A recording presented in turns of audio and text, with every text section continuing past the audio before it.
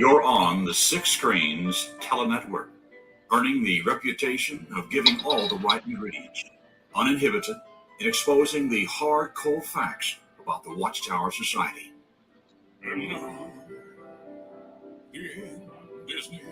Well, hello everyone, and welcome into our midnight program. Linda James, Apostababe, coming on with Healing After the Watchtower.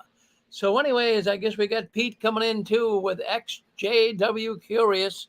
So he'll be on very shortly. In fact, I see him right there. So we'll bring him on right now. I'm pretty sure. Good. Can you hear us all right? I can hear you. All right, so there they are. There's that dynamic midnight duo. There they are, ready to rock and roll tonight. So I'll jump out of here, and I'm here with you guys. So go ahead and do your thing tonight. Yay, he's here. Hello, everyone. This is Apostababe Linda James, your favorite apostate, and my guest tonight is XJW Curious, and his friends call him Pete, so we call him Pete. I wanted to start off with kind of checking in with Pete, and then I wanted to go to a letter of something I posted to give it some clarity, and then go on from there towards the bite model, because we didn't get to finish it last weekend. So how are you, Pete? Doing well, Linda. How are you? Good. I had asked you earlier this week, if you wanted to come on the show more often, and so whenever you're up to it, I'm loving the idea of having you here. I know that sometimes you might not feel up to it, and I'm okay with that too. So it was good to hear you were going to show up. Thank you. Oh, my pleasure. I mean, I love doing the show. It's a lot of fun getting to interact with people live on the phones, and then, I like that. Yeah, I do too. Of course, I get to spend time with my favorite apostate. Your favorite apostate, look at that. I'm so... Thank you. Last week I mentioned that was kind of a form of brainwashing, or, thought control. And the reason I say this is because when somebody teaches you something and they repeat it over and over and over again, you just start to think about it yourself. So the more and more I say, my name, and then I tell you that I'm your favorite apostate, then people might have the attitude that, well, I am their favorite apostate. So it's actually it's not a nefarious and toxic form of, it's actually more of a suggestion. So I just wanted to bring it up, so that if you find yourself someplace in life and you hear somebody repeating something numerous times, it might be because they want you to memorize it. Yeah. Or make it your own thoughts. It is. I'd be asking you to send them a check.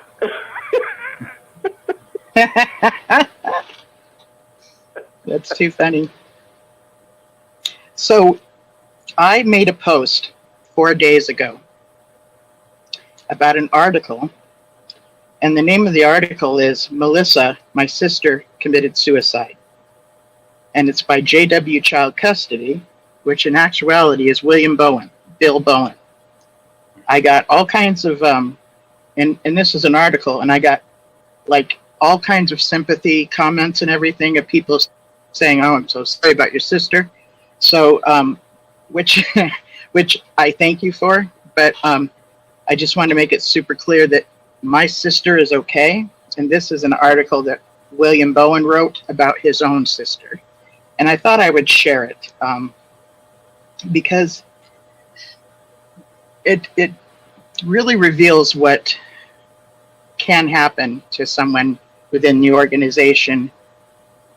It's like this perfect storm kind of thing that can be, that can just come together. So I'm also going to mention that it's not from his Silent Lambs site. It's from his JW Child Custody site, and that number is 800-762-9227. So he does many things besides the silent lambs. You know, he can be called upon to be an expert witness, which is extremely valuable when you're going through a court battle. And many of the court battles are for the Jehovah's Witness parent to get custody of the children away from the non-Jehovah's Witness parent once a Jehovah's Witness starts to wake up and not want to be part of this organization. So him and his knowledge has been very helpful. So I'm going to open up this article and just read it because I thought it was just a really good article. And it was written January 18th, written by William Owen. And then there's a date here that says 3/15/2020. So I'm assuming that that's when this article was written, okay? Name of the article, Melissa, my sister committed suicide. Before my sister was born, the man that studied with my brown-headed parents said, "If the baby has blue eyes and red hair, can I have her?" ? My mother laughed and said, "Absolutely." Well, guess what happened? Red-headed and blue eyes. Brother Smith joked when he came to the hospital, and I'm here to pick up my baby. So was the beginning of Melissa Ryan Bowen, my sister. She was a happy child that had fiery temper. They had a fiery temper to match her hair. She also had her own way of thinking about things. When she was about 4, she stepped on a piece of glass. My mother said, "How did you cut your foot?" My sister exclaimed, "I didn't cut my foot, the glass did." On other occasions, when Mother took her to the doctor, he said, "How are you doing, Carrot Top?" To the doctor, she replied, "Just fine, Dr. Pumpkinhead." Don't mess with a redhead. A few years later, as her older brother, I loved to tease her. But one day I learned the boundary to that teasing. Our parents had left for town, and so I started picking at her. You could see her temper rising, but I kept on. She was 7 years old, but she went to the kitchen and got a steak knife, determined to murder me. You should have seen the priceless look on my face when I saw her coming. I ran into the bathroom and locked the door. She stabbed the door over and over again. As you can guess, I never teased her excessively again. And then there's a picture here of them like on a tree, both of them sitting on a tree from back when they were younger. When I returned from Bethel, we went to one of the very first pioneer schools together in 1979. We continued together in that work for 4 more years. Our father became a substitute circuit overseer, so my sister and I became the dynamic duo that came in on the weekends to the congregations he served and taught the young people how to be good JWs. While we did do service, we also took them out to outings like swimming in the rivers, hiking, picnics, movies, PG of course, parties, and many other fun things. We encouraged many of the youth to pioneer and go to Bethel. Many did, in fact. Melissa, or Missy, as we called her, loved to laugh. I could tell a few jokes and have her literally rolling on the floor. I loved to make her laugh as her big brother, always took care of her and tried to keep her safe. She at times was hard-headed and would not listen to my advice. And then after things blew up, I would acknowledge that I had told her so.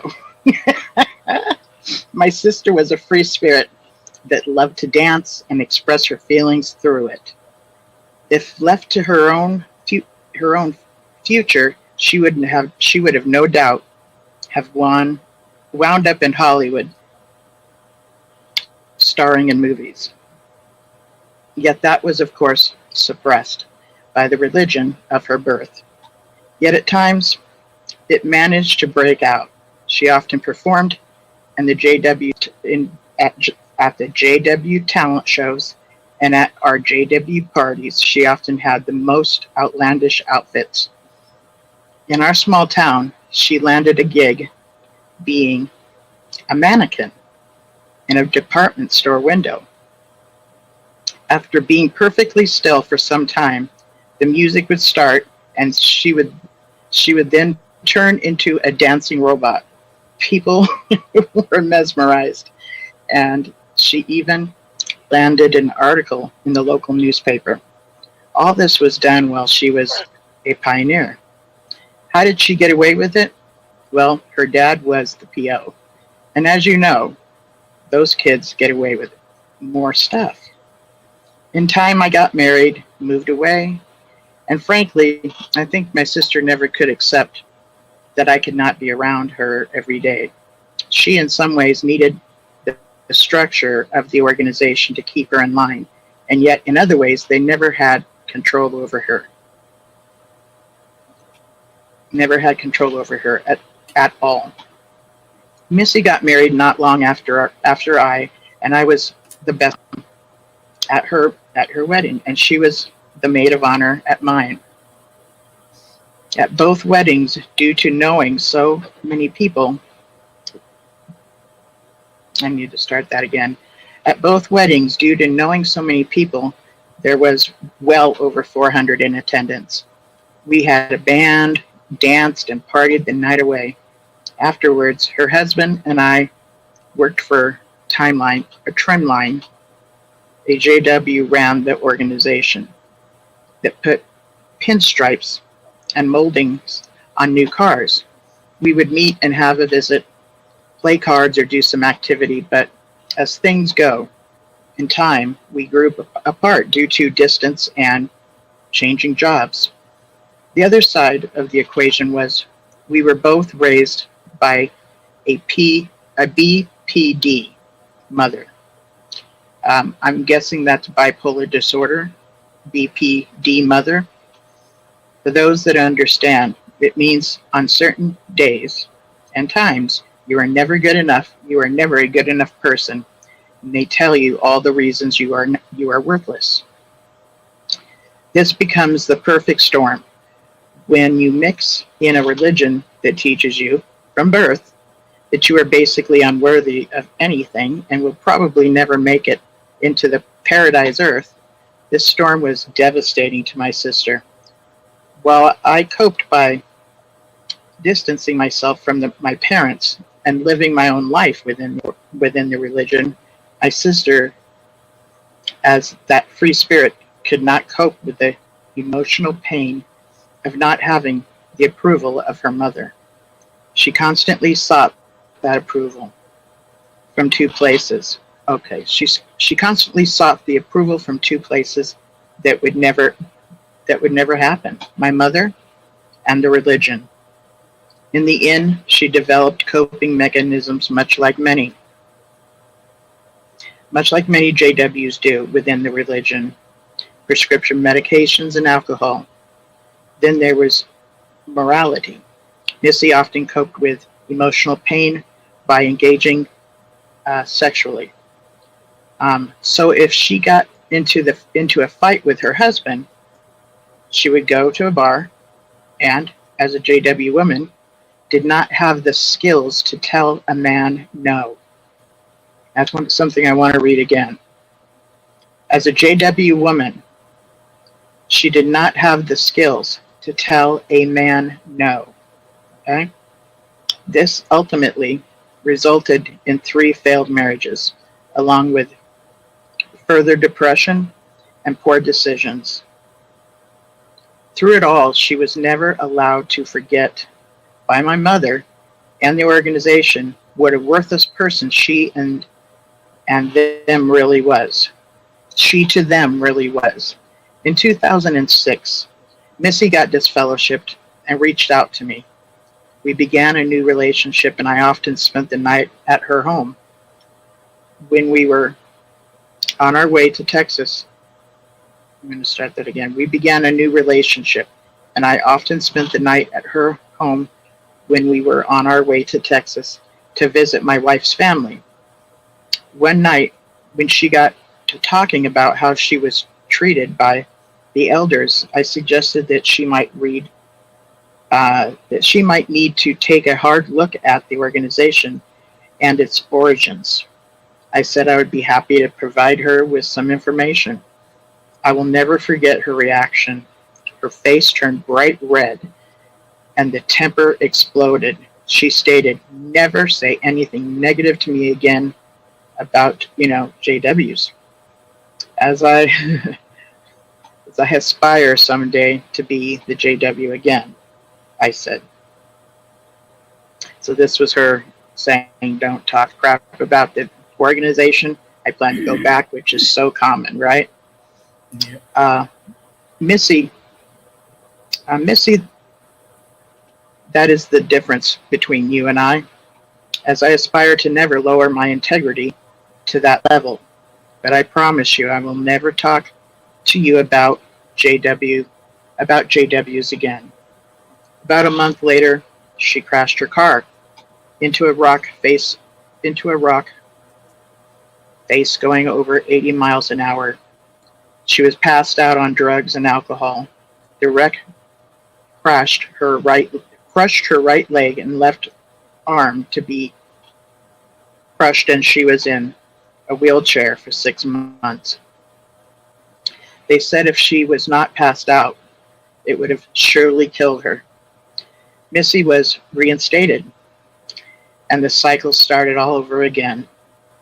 In about 2 years, she was disfellowshipped again. This made her third time.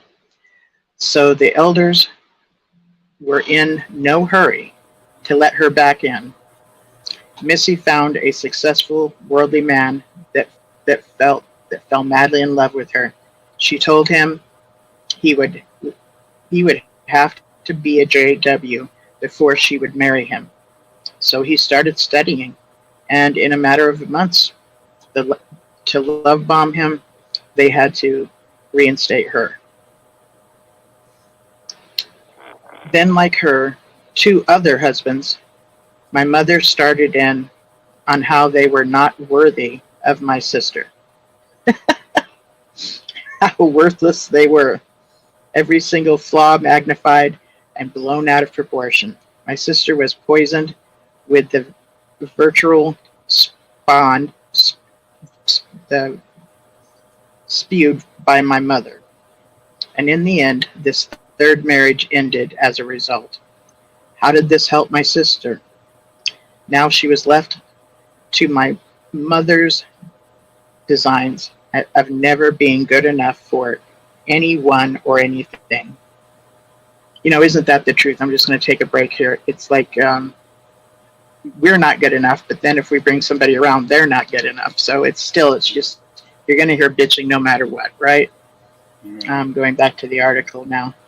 My sister was always a huge animal lover. She always had several cats and dogs that she helped in her life. She became an animal trainer and loved to help other people with their pets.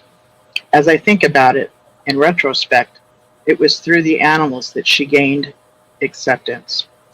They loved her for who she was with no expectations, and that was one of the few places she could feel at peace. Yet in so many other areas, that peace was smashed to smithereens.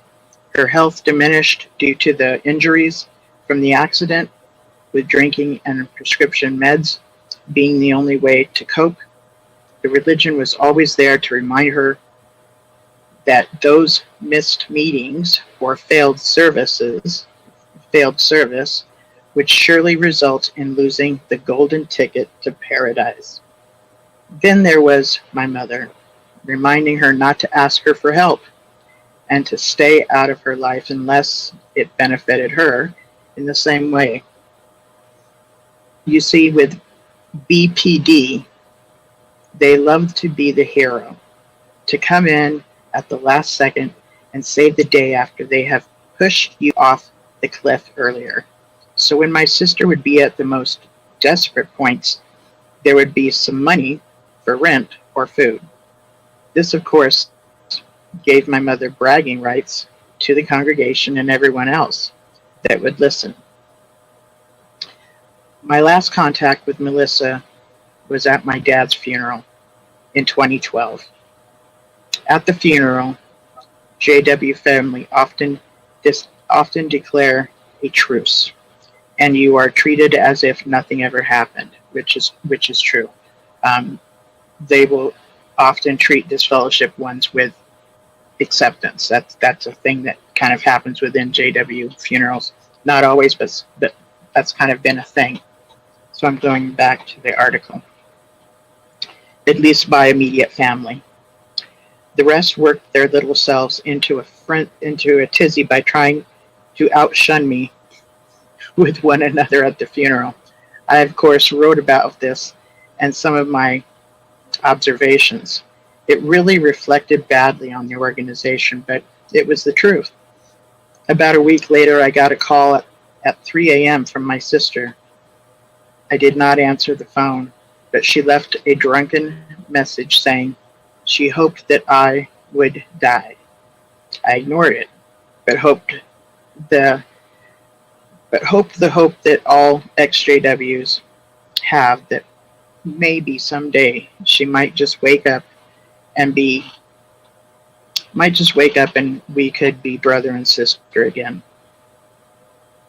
So away from the article. So I'm guessing that she said that when she was drunk. That's what I'm guessing. I'm going back to the article. Missy continued on with a very dysfunctional life. She had several DUIs and numerous suicide attempts. She was committed to an institution. For a while, and yet all through this, what help did she get from the organization? Nothing but condemnation. About a year ago, she attempted suicide again, and the elders decided that they had had enough. They disfellowshipped her, yet again cutting her off from every resource she had ever known. I'm gonna take a break here and add something. From what I understand and what I've heard in situations is if you commit suicide and it's a failed attempt, that act of attempting to commit suicide is a disfellowshipping offense. So I'm assuming that's why she got disfellowshipped here. Very well. So say that again, please. As it very well could be. It's in the elders manual that attempted suicides are disfellowshipping offense. Yeah, so which is just okay. So they disfellowship, cutting her off. Let me see. I lost my place. They disfellowshipped her yet again, cutting her off from every resource that she had ever known. She was now on disability and found government housing 5 hours from my mother, which I believe was a good thing. My understanding is that she got into AA, according to my non-JW aunt, that my mother talked to from time to time, and was said to have been doing great. My mother went on to tell my aunt that the old Missy was back, and she had apologized to her for all the mean things she said to her. Missy had applied for reinstatement and would be back soon. I got this report about 10 days ago after not hearing anything for 5 years. I thought to myself, this is the last thing Melissa needed. If she is rebuilding her self-esteem. Missy met with the elders and asked to be reinstated. Now, if you understand how this works, it is not that simple. You can only be reinstated from the original elders that disfellowshipped you. The congregation you are in can make a recommendation, But to get final approval, that only happens from the original disfellowshipping committee. So the local elders met with her. It gave her hope that they could not immediately say they would not consider. They would not consider it. When this happened, it means that they are contacting the original committee and recommending their reinstatement. So she was so excited to tell my mother she was going to be recommended. Well, the final word came on Sunday. The original committee turned her down. That night, my sister took her life. They found her 12 hours later, and it was too late. In my mind, I feel the elders murdered my poor, broken sister. They kept the congregation clean from the damaged people they created by throwing them in the trash. I was in shock when my non-JW aunt called last night and gave me the news. Typically, your cowardly JW family never has the guts to share the destruction they caused. As the day has progressed, I found an overwhelmingly sense of grief and loss, and I started to ask myself why. I had not seen Missy for several years, and why do I feel so lost and alone? You see, for the average person, even with a family member you do not like that well, they still talk to each other. If they get sick, family shows up and takes care of needs. And if they die, a celebration of life is had to say goodbye with the rest of the family. Brenda? This is what, yes? There's Yes. somebody snoring on the show. Probably me. Oh, snoring? Yeah. Yeah, so thank you, Dave. You know, ordinarily I don't care to be interrupted while I'm reading an article, but I do appreciate you, Dave, to let me know this. So, yeah, if you get tired, just push *6 if you feel yourself getting tired, because people accidentally snore. I blame it all on Rick, and he just kind of lets me. No matter who's snoring, I just claim it's Rick. But thank you, Dave. I'm going to go ahead and go back to this story. This is what normal people do. Yet, for an ex-JW, you are cut off through shunning. You never get to assist in the crisis, and if a death results, it is the greatest loss of all. The little amber of hope at one day being family again is extinguished forever. It is devastating, debilitating, and the most excruciating type of grief and loss a person can have. Melissa Rain Bowen, I miss you, and now you are lost, and now you lost me forever. I will never forget your laugh and creative way you expressed yourself through life. You had so much life in you. I can't change what has happened, and even when I tried, you pushed me away. I'm not angry with you because I know your pain. I understand why you tried to cope the way you did. I so wish I could hold you and take that pain away. But I know now that will happen. I can only hope you are at peace and finally free of the despair and not feeling the despair of not feeling worthy. You were always worthy, and I so wanted to save you and protect you from the forces that surrounded you. But as with so many cases like this, the situation would never allow it to happen.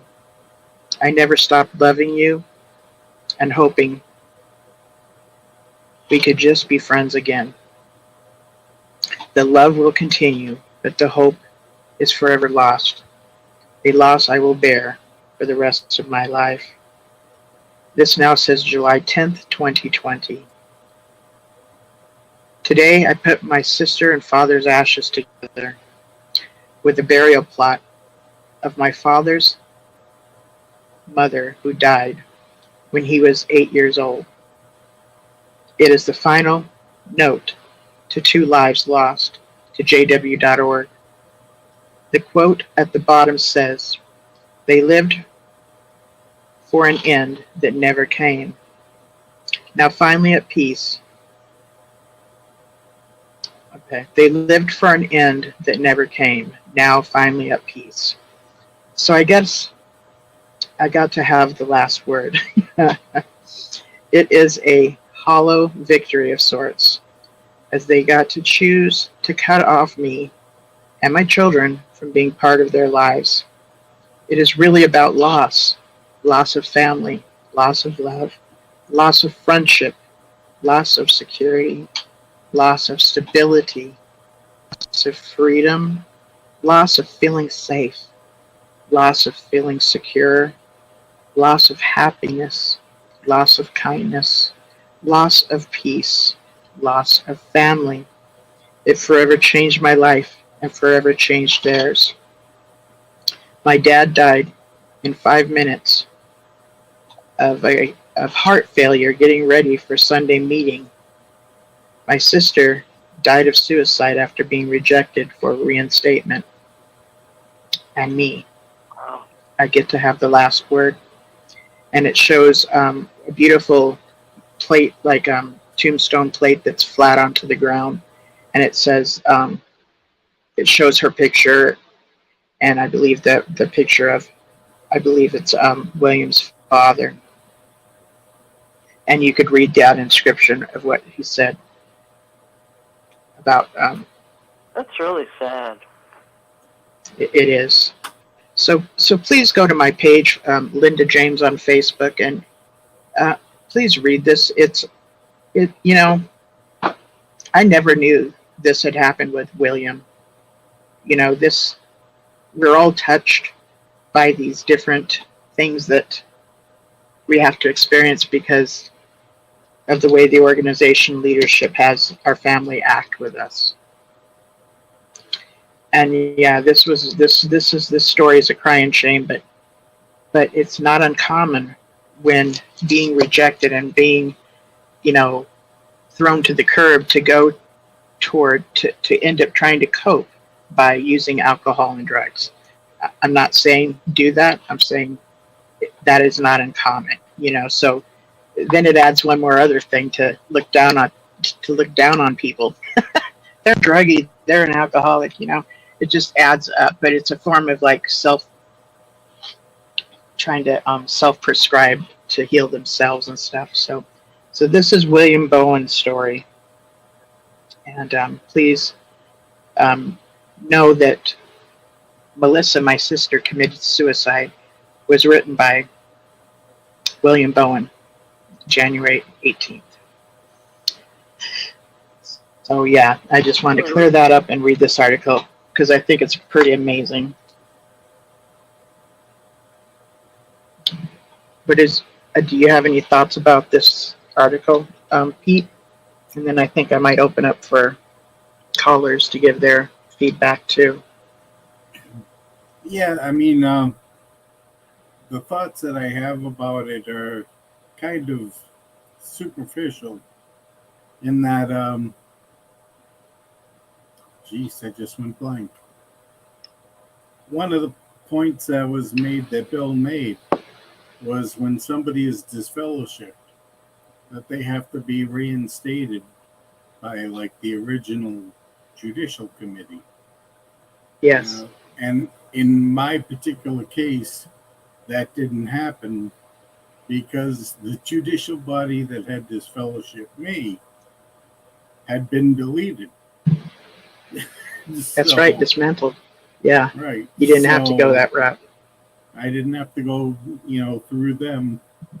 I was, fortunate enough that there was a brand new body of elders who had been brought in from all over the country. So they knew nothing about me except what was in the file. And they reinstated me in real short order. And as I've said multiple times before, the meeting when they reinstated me was the last meeting I ever attended. So technically, I'm still a JW. I've just been inactive for 40 years. This is true. Yeah. This is called a very slow fade, right? Yeah. Oh, fade to nearly transparent. But So, when you were saying that there were people on Facebook who were giving you the sympathy messages, and I noticed that too. You read down the comments.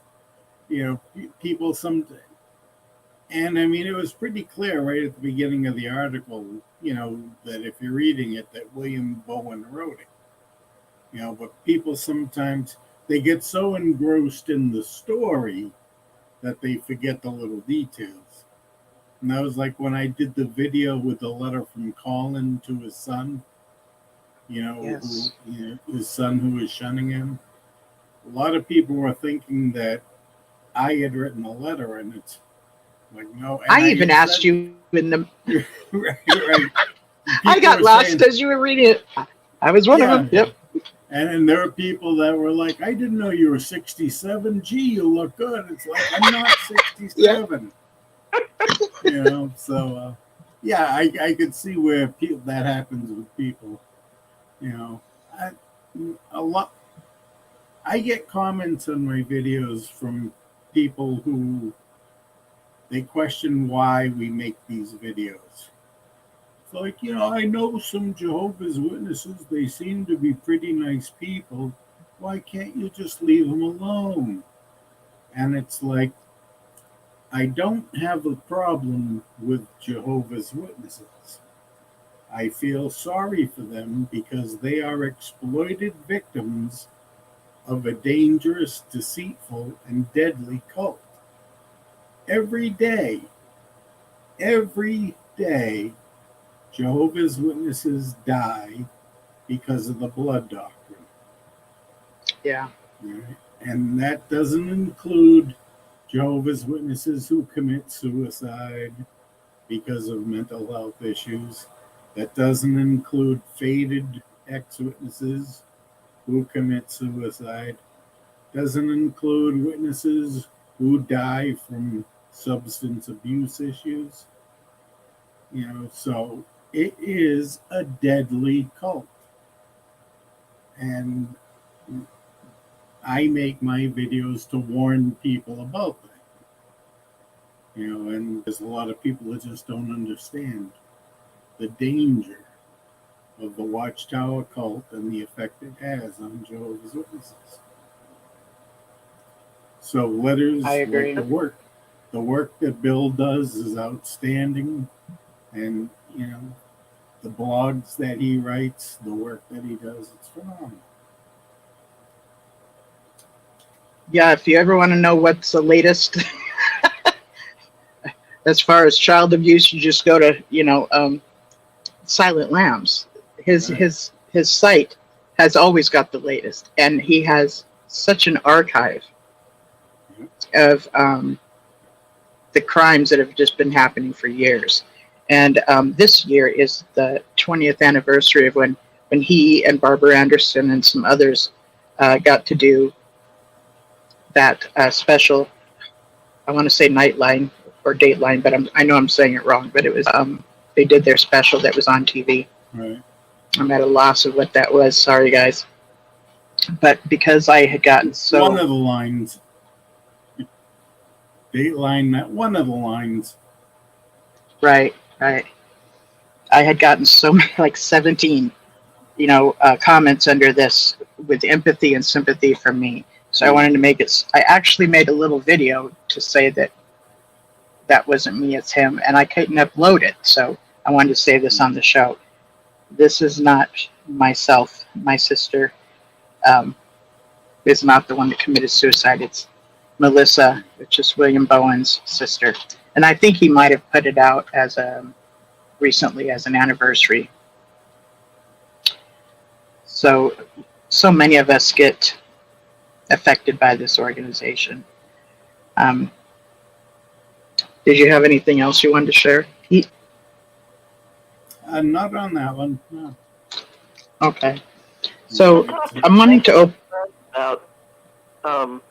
about the issue, and she was sympathetic, but she really couldn't understand the depth of what happens to so many people when they are disfellowshipped. Right. It is very hard to understand. It is. I was fortunate in my case, because when I was disfellowshipped, there was my mother and I, but my only other relative was the aunt who had gotten us into it. Right. When I got disfellowshipped, my mother didn't shun me except for in public, and my aunt never really shunned me at all. Even to this day, she'll swear up and down that she disagreed with my disfellowshipping. So it's I was very, very fortunate that I didn't have to accumulate as much damage, I guess you could say, or mistreatment as a lot of disfellowship people do. So I'm thankful for that. But I did observe everything that was going on around me. Jehovah's Witnesses were taught that if you're not a Jehovah's Witness, your life is worthless. Oh, yeah. Like we're talking to dead people. So this is the mentality we have, the us versus them. So when they said I was disfellowship, all right, well, now the us is the worldly people, and the them that's going to be shunned are the Jehovah's Witnesses. Right? Yeah. I just turned it around on the organization. And it's like, you want to shun me? Yeah, go. Never mind. But, well, screw you. Go jump in a lake. Yeah, Go jump in a lake. Yeah, it's like I don't need and you. That's right. We don't need that, and it's actually very toxic. Yeah, and the only reason that I even bothered getting reinstated was because of the guilt that my mother had for not shunning me. Let me ask you. Weren't you living in the home with your mother? Yeah. Okay. You don't have to be shunned by your family if you're living in the home with them. Right. But I was of an age where the elders were telling her I should be out of the house. Okay, that's right. Yeah, right. That's so fascinating. Time to kick his ass out to the curb. Yeah, because they felt that it was unnecessary for me to still be at home. Man, is that... Oh, that drives me nuts. We just disfellowshipped his ass. Let's go talk to the mom and talk her into kicking him to the street. Right, yeah. So this is not uncommon. Not only does he not have the support of the religion he was in since he was 8, but now we want him to be homeless too. Yeah. That's good Christian love right there. A lot. They really do. Yep. It's good Christian love right there. A lot of people don't realize that that's kind of a behind-the-scene thing that happens. Have suicides, though. I mean, there's always some suicide in the human condition and in the 21st century, but I don't think these other denominations have to deal with that.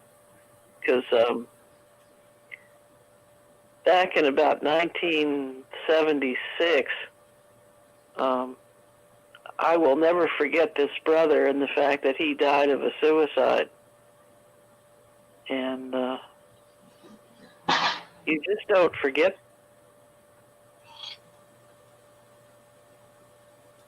My congregation, the city where I live, very quiet area, not a lot of crime, except for alcohol and drug possession. But it's like every 15 years there might be a murder. And 2 of the murders that took place were both committed by JWs. You're kidding. So yeah, you wait 15 years for, a murder happens and it's a JW husband killing his wife. Then 15 years later, we have a JW who's killing, well, it was actually part of a bad drug deal, which nobody even knew the guy was on drugs, but he ended up killing a dealer. And, so 2 murders, 15 years apart, both JWs. It's quite the anomaly. See in that phrase, Pete, and you'll see a lot more of them. What phrase is that? JW and that M word, key that phrase in, and there's a whole database that comes up. Oh, okay. We're told how we should trust our brothers and sisters, and when I saw the court cases, it just stunned me. I'm not fazed by it now because I know the real truth about it, but well, just in the last few years, we had the mother who killed her husband and her 2 kids, and then just last year, we had the uncle who killed his brother's wife, and the brother's wife was pregnant. So yes, 3 lives, right? Yes. And that was just, as a matter of fact, that was ex-JW Smurf girl's uncle that did that. Correct. Has anybody heard from her since then? I haven't heard or seen anything from her ever since that happened. yeah. In both those cases, they think that their murdered victims will be whisked away to paradise. It's a psychological craziness that, again, most outsiders or so-called worldly people wouldn't even comprehend. And then, of course, the most recent one was the mother in Ecuador who killed her baby because Stephen said it was an enemy of God.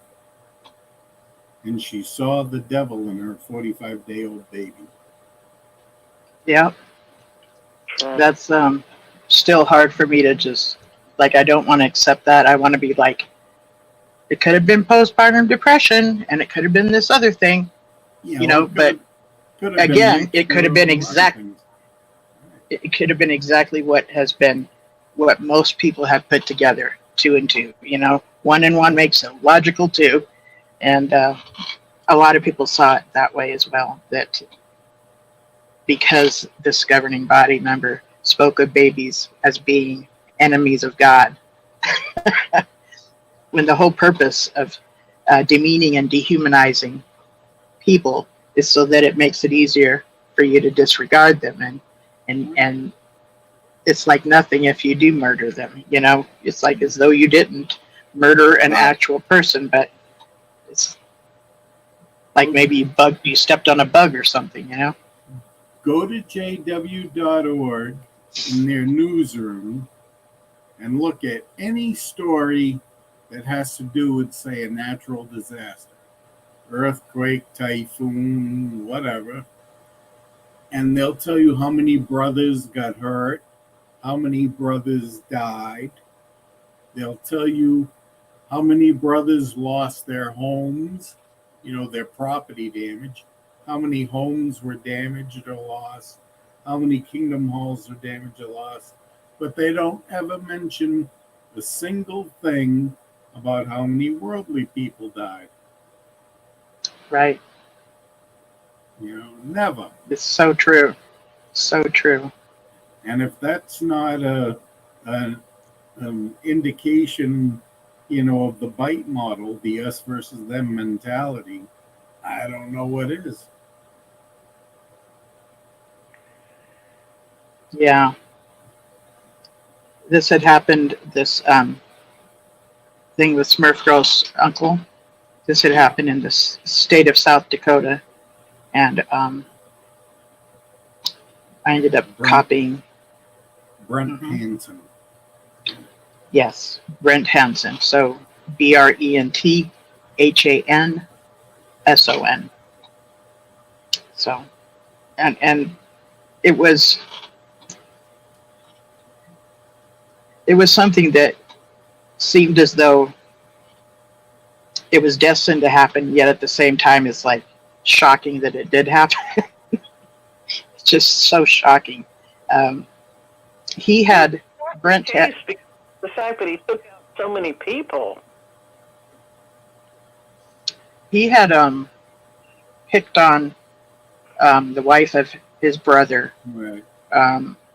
Beforehand, and was giving her a hard time one time, which I believe she did report, or maybe she reported it. Yeah, I believe she did make a report about that. But until somebody does something, usually nothing happens or whatever. But if you have problems with elders showing up unannounced, or people within the organization showing up at your job unannounced, you can get a restraining order out on someone who harasses you, even if they are elders. You can do that to protect yourself. Please know that.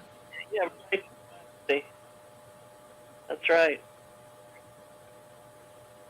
Yeah, I wanted to see if anybody else had anything to say about this article that Bowen wrote about his sister and her suicide.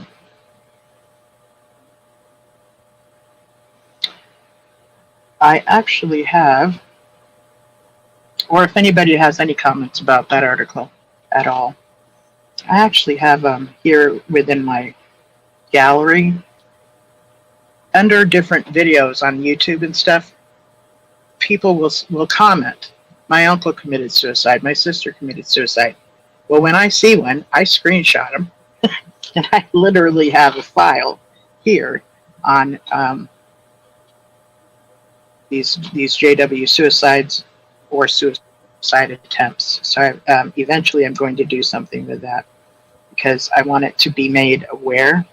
And I think what really bothers me about suicides within the organization, and not to say the suicide itself doesn't bother me, but when somebody commits suicide, they do not get to have their funeral within the Kingdom Hall.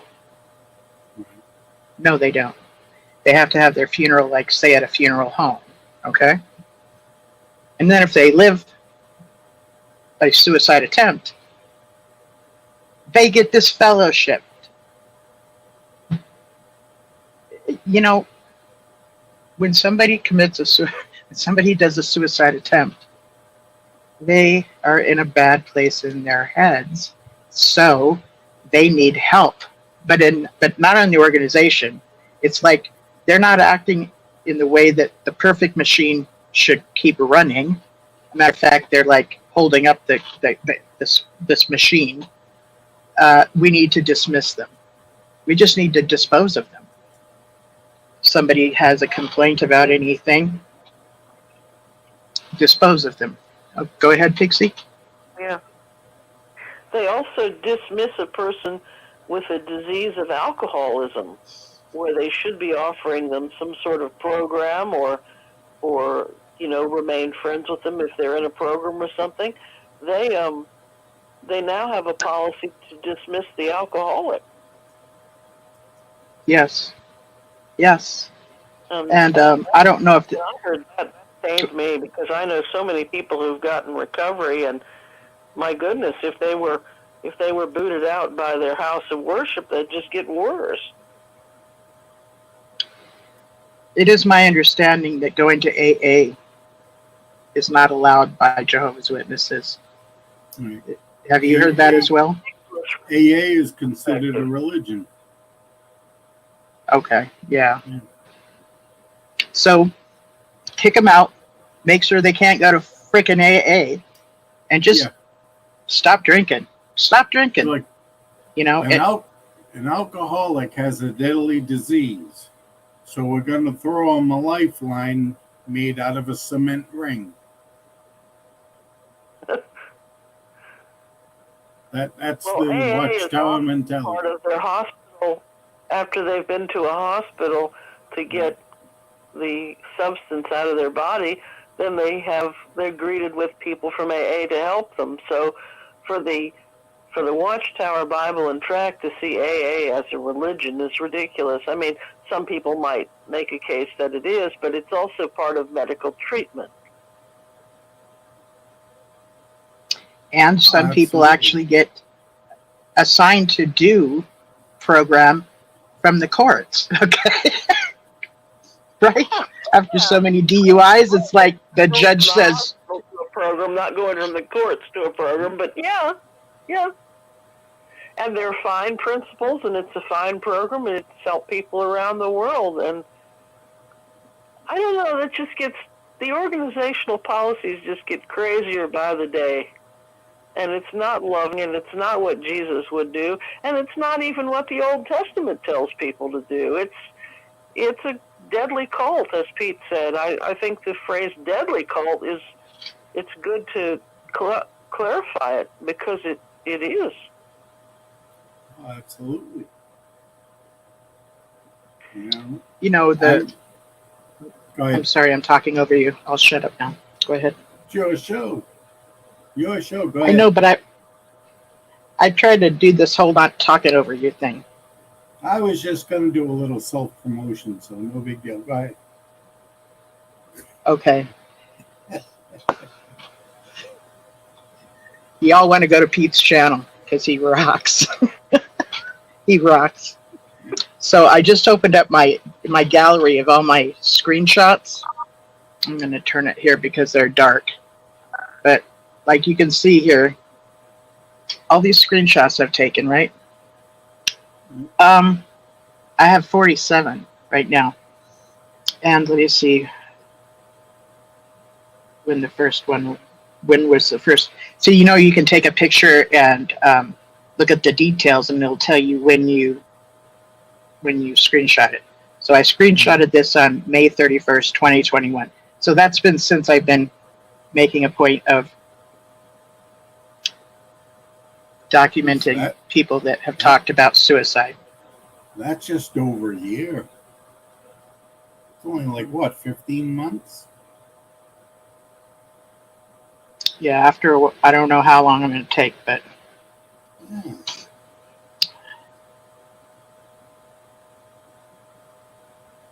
Wow. Here we go. This is, really? Okay. So the one I just opened up and looked... Okay. 3 a month. The one I just opened up and looked at. 3 a month? Okay. Yeah. Is the one that I just said the date. So that date is when I first started collecting them. And it's a comment. And it says, I have not spoken to my mother in 13 years. And that was at the funeral for my sister, who was disfellowshipped and committed suicide. My wife died, and I raised my son alone, who she has seen just once. All that, and she lives 10 minutes from me. So because that particular comment speaks of someone who committed suicide, especially committed suicide once they were disfellowshipped, I've screenshotted it to document it. But I've got like all kinds of comments here. Let me open up another one.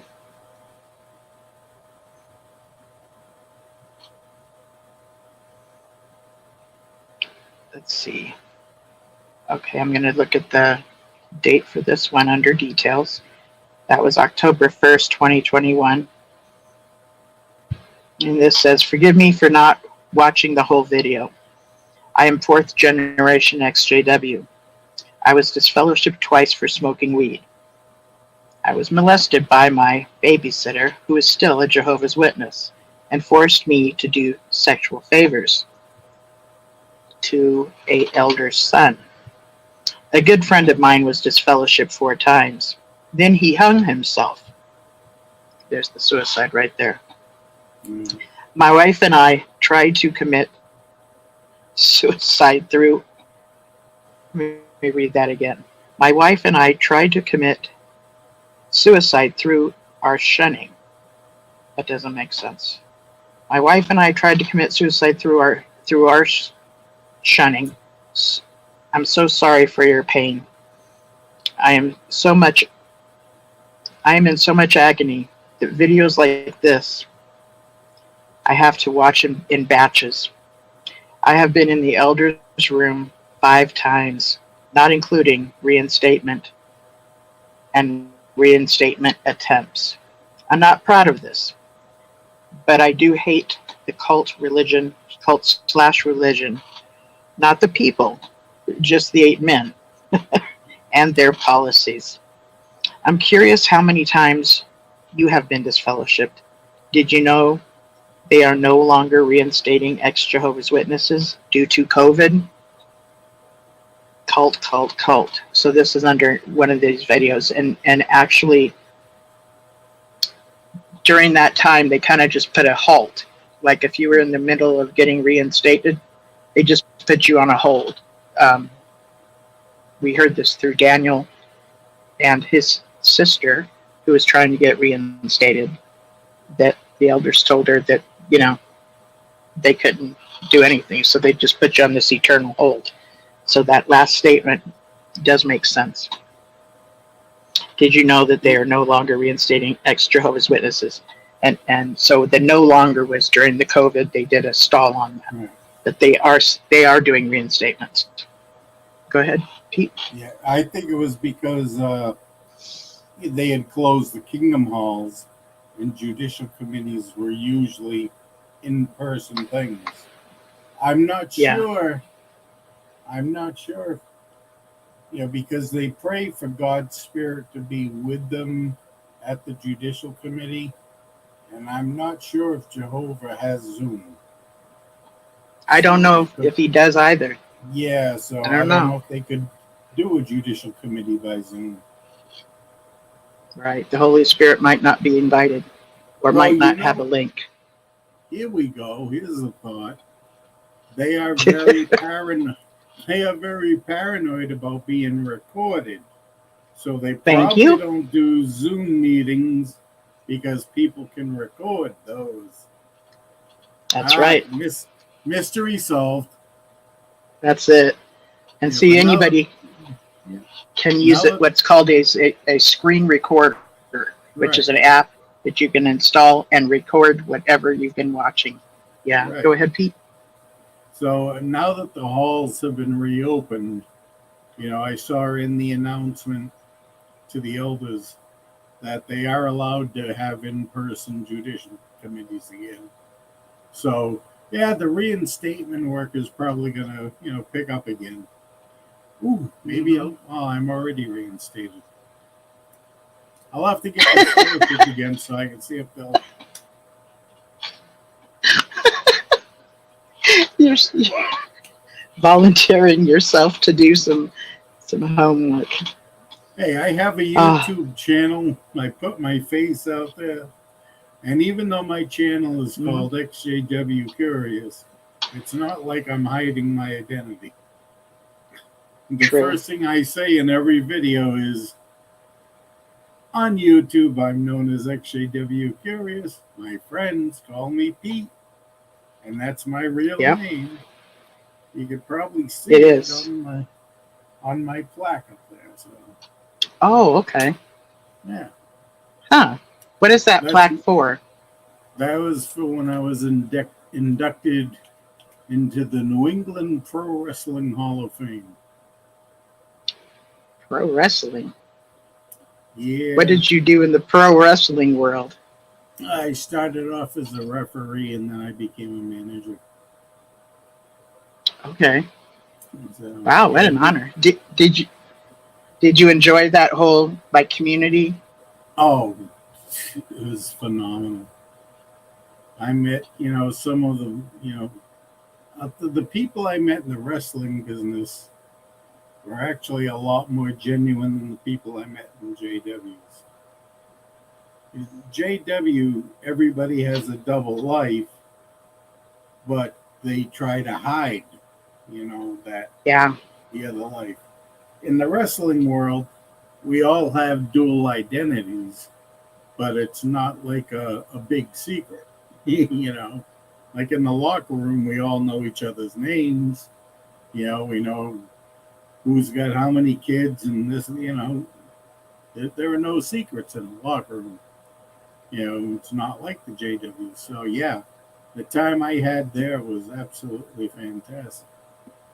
And I miss it, but with my health issues, the wrestling ring's the last place I need to be. I did my last show 6 weeks after my first heart surgery because Wow. I had already the show was already booked. I had already committed to it. I had the heart attack. I had my heart surgery, and I never told the promoter about what had happened. And I went and I did the show, but I announced it was my last show. And now when I look at pictures, and watch the videos from the matches, I mean, I was white as a ghost. Like my Were face you? was the same color as my shirt. It was like I was so pale. It was like I was like Casper. But no, a lot of great memories. I don't even watch wrestling anymore because if I watch it, I'm gonna want to get back into it. And as I said, I can't. So Yeah. that's just self-preservation. But yeah, no, the time I had then, the Very, camaraderie, very smart. yeah. Ah, That's I mean, cool. I did That's many very cool. stupid things. Did many stupid things when I was in the business. You know, but you do what you got to do to get done what needs to be gotten done. You know? Can you give an example? Oh well, I was booked to work a main event match that involved King Kong Bundy and Samu. We were both, well, Bundy was a WWE legend.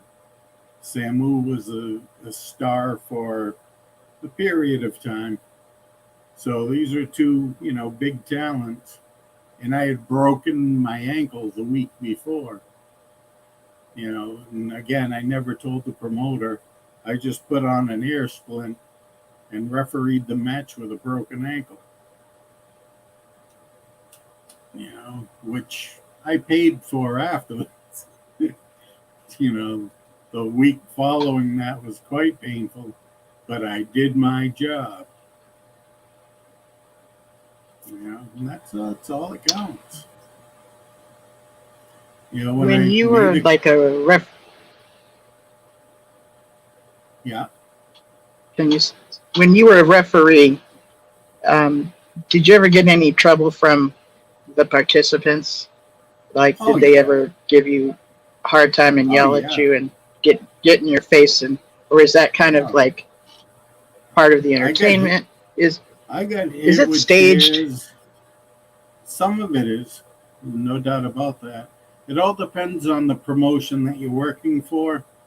There are some promoters who they want to control every single thing. So they'll tell Oh wow. you, this guy's going to win and I want this guy to cheat and I want this. And then there are other promoters who are just like, give you about 15 minutes. You guys do whatever you want to do, and then like if you're doing, I worked for a couple of federations that had TV shows. So you have to go by whatever the timelines are for the show. And You have to fit things. And when you're doing a TV taping, you have to be a lot more aware of like where you're positioned in the ring because of the camera angles. You know, Okay. I once had my nose shattered because I was standing in a place I normally wouldn't be, but I had to Oh be there no. because of the cameras. And the guy, you know, was being swung and his foot caught my face and just shattered my nose. Oh, You know, ouch. fortunately, that was the last move of the match. So when the guy got swung and then put down, that was the pinfall. So I dropped down and Wow. did the pinfall facing away from the camera so they wouldn't see the blood gushing out of my face. Right. You know, but it was all So, in good fun. you know, when I ask if it's staged, I picture it like there's, as though this is kind of an art, like there's certain moves that look like they're hurting each other worse than they truly are, and it's kind of a but at the same time it can be very spontaneous or Oh, not, like I don't think the whole routine is planned, but that they can go from one move to another and they know how to move in it, and that's more spontaneous, or right. is it What usually? what happens a lot, like you watch the stuff on TV, the WWE, all right, which that Yes. is all pretty much scripted. But even when you Okay. have a script, things go awry. Sure. You know, I And mean, then you got to improvise out of that, right? you got, you know, big bodies colliding and defying gravity. Things are going to happen, you know, and you have to adapt to that. But, you know, I've seen wrestlers who were supposed to fight against, and one guy will say, look, I'm famous for this move. I want to use it in the match. And the other guy will Yeah. say, well, if you want to use that move, I want to do this move.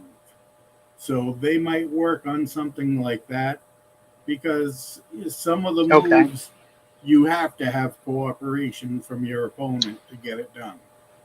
You know, That's just what I watch picture. it. Yeah. Right. You just watch it and that's obvious. You know, as far as the moves themselves, look, these guys are out on the road, the professionals. They're out on the road 5, 6, 7 days a week. If they were literally beating each other's brains out, their careers would last about 6 months. You know, so This is true. yeah, Yeah. you know, the one of the most eye-opening things for me when I went to Killer Kowalski's wrestling school was that you can put a hold on a person to the like where they don't even know you're touching them, or you can put the hold on them where you're hurting them just a little bit, just to let them know they're being touched, or you can mess them Okay. up. You know, and sometimes Wow. it's only a matter of an inch or two where you grab them that makes that difference. It's you know, you have to have the training because you have to know what you're doing. And even if you know what you're doing, it's not 100% guaranteed. I've been Okay. in wrestling shows where people, well, I've gotten hurt. You know, I shattered my elbow. I've shattered my ankle a couple of times, 4 broken noses, multiple concussions. None of that stuff was supposed to happen, you know, but it does. You got big bodies in the ring making collisions, things are going to happen. And Yeah. Yeah. I was in one wrestling show where a wrestler did a wonderful match and then came in the locker room and dropped dead with a heart attack. And Oh wow. Okay. that's something that you just, you know, yeah, that's real. You know, Okay. that's real. So, Wow. you know, That's I fascinating. mean, Okay. you can't fake gravity. When you see somebody coming off that rope, you know, or being flipped or body, you don't fake gravity. You know, Yeah. those mats, those mats might have a little bit of padding, but it's all plywood and steel underneath it. So it's not a lot of give there. Okay. Yeah. See, and when I see them fall down on it, or it looks like it has a lot of give, but I guess it doesn't. No. No. Is that lifestyle for wrestlers associated with, like, I've heard of bodybuilders who will sometimes use steroids or whatever to give them a better muscle physique God. and stuff. Is there like something that goes along with wrestling that's like kind of like that? Well, for the guys with the physiques, yeah, the bodybuilders, all the bodybuilders use some kind of steroids, to get what people are under the misconception that steroids give you big muscles. Steroids don't work that way. What steroids do is they repair muscles faster. Right? Oh. The way a muscle grows for a muscle, like you're trying to work on your biceps in the gym, you're curling weights, right? And that puts all the tension on the bicep. But what you're doing is the more strain, the more weight, you're actually tearing that bicep muscle. And it's the healing process that makes the muscle grow. So what steroids do, that speeds up the healing process so that you can spend more time in the gym getting the muscles bigger. It's the healing process that makes the muscle grow. Right. The whole thing with bodybuilding is you're tearing the muscle intentionally, and as it heals, it bulks up. So the pain, no pain, no gain is like, it's really happening pain. Exactly. It's to be expected. That's why they say I never knew this. Burn. Right. Okay. That's when you hear the expression, feel the burn. So when, the muscle tears, that's a burning sensation. That is so fascinating. I never knew this. And so the steroid, no gain, right? Right. So it's the healing of the muscle that makes it even more bulky. And so what steroids do is help in the healing of the muscle. So in that journey of building up their muscles and such, that's what the steroids are used for. Okay. If you're going into the gym and you're doing bodybuilding, it's like you might, a normal human being, say a guy who just wants to look good, he's not a bodybuilder, just wants to have a nice toned shape, will go in the gym on a Monday and he'll work on arms. Then on Wednesdays, he'll work on legs. And then on Friday, he'll work on his shoulders and his back. All right? And that's because you're giving the muscles time to heal. But somebody who's into bodybuilding, he's going to work on all the muscle groups. He's going to take the steroids, and then a day or two later, he's working that same muscle group. Oh, wow. So that's right. They're really abusing their muscles then. Oh, it's a tremendous strain. You could people who do the steroids tend to die an awful lot in their 40s and 50s with heart issues because of the constant strain, the work that their heart has to do, pumping out the constant blood flow. Is when the muscle is healing, it requires extra blood, which the heart has. Oh, that's fast. Pump even more so than usual. Okay. So the ordinary person would be like Monday, like 3 times a week, and maybe what would you say they'd be there for an hour or two? Yeah. Okay. It depends on how long they want to, check out the girls that are working on the, Speaking of checking out the girls, I have heard many reports about. It wasn't me. Yeah, I hear about your reputation. I'll definitely tell you. I've heard that when elders or whatever find out that a member is going to the gym and working out, that they actually are encouraged to not do this anymore. And one of the ways that they are encouraged to not do this anymore is that they get accused of looking at women, or that's a setting that sets you up for temptation. So you really shouldn't be going to a gym to work out. Okay? In my opinion, that's crap. Yes, there's women there, they're going to look good. But if a man becomes, goes and works out, I think that, or a woman, I think they just have a better sense of strength. They have better footage, and it doesn't work to keep us weak. It just doesn't. So I don't think that the organization wants us to have any sense of strength or even self-esteem.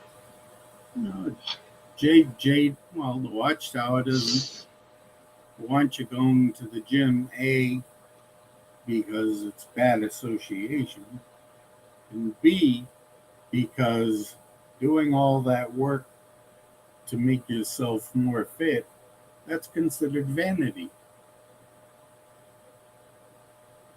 Right? So you're putting Wow. your self-image more important, because that's time you should be spent studying Watchtower's publications or spreading the word to other people.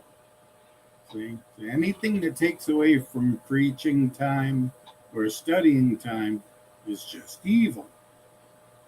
Yeah. Absolutely.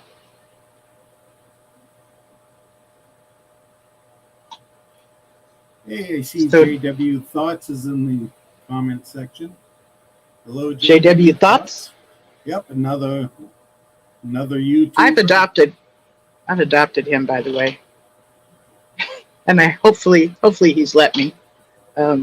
Today he did, by the way. Let me just brag on him for a minute. He did the very last of the last,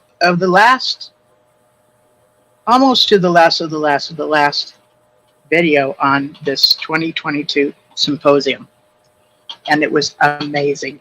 It was amazing. He put together, like, he's been doing this for weeks now, and he really broke it up well. Then he would do like these 6 a.m. shows. I was like, wow. But since I'm such a night person and I don't go to bed till like 9 or 10, I was able to see some of them. So I was really excited. Yeah, really excited. I'm going to go check out the chat, and then I'm going to go into what we were going to go through, which is the bite model. Last week we we were there for a bit, and then we didn't finish it. Just reading some of the comments. There's Okay, I'm finally opening up. I'm not gonna attempt his name, but he's saying that his son is a skater. He removed his cast twice. That's it, man. You gotta get the job done. You gotta. When the last job I had before I went on disability was driving medical transportation, which is kind of ironic, right? I bring people to, doctor's appointments, methadone clinics, whatever. And my last day on the job, I was having a heart attack as I pulled up to pick up a client, and I actually drove him for a half an hour to his destination while I was having a heart attack in the car. What? And what? Okay. People can do this? Just like people can do this? Oh, yeah. I think. Well, I can. Man, you're really dedicated to your job, I'll tell you what. Well, I get just a little bit too hot, and I'm like Sissy Lala going, oh no, I can't do a damn thing any further.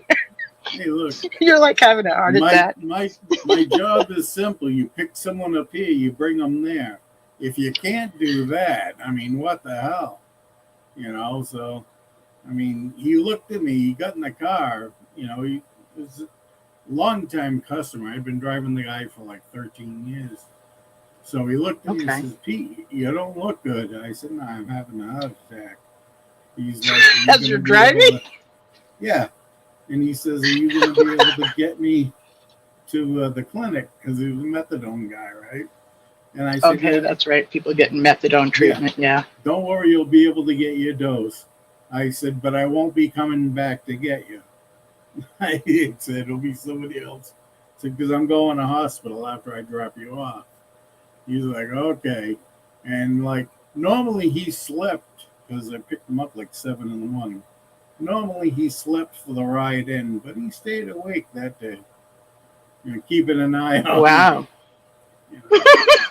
I would too. Yeah, it hurt, but I could still drive. You know. It's not the first time that happened. Okay. Do tell. Yeah. No. I have an extensive cardiac history. So, you know, I've had over a dozen heart attacks. I've had 8 heart surgeries. Got 10 stents in my heart. So, you know. 10? Wow. Yeah. So for me, why aren't you the bionic man yet? Yeah. Because I going back haven't to got no titanium in the arms or legs yet. A lot of titanium in the heart, though. I used to date this woman who said, "You have a very dark heart." I said, "Actually, it's full of titanium. It's pretty shiny."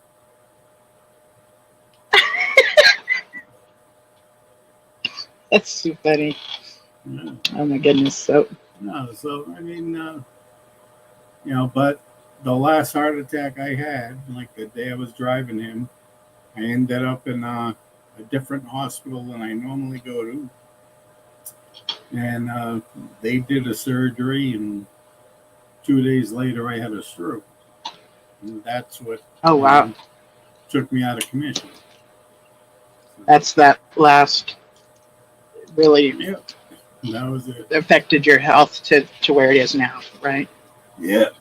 So, you know, I'm not allowed to drive anymore, which is what I did for a living. Because my balance is, I mean, it's almost 4 years in October.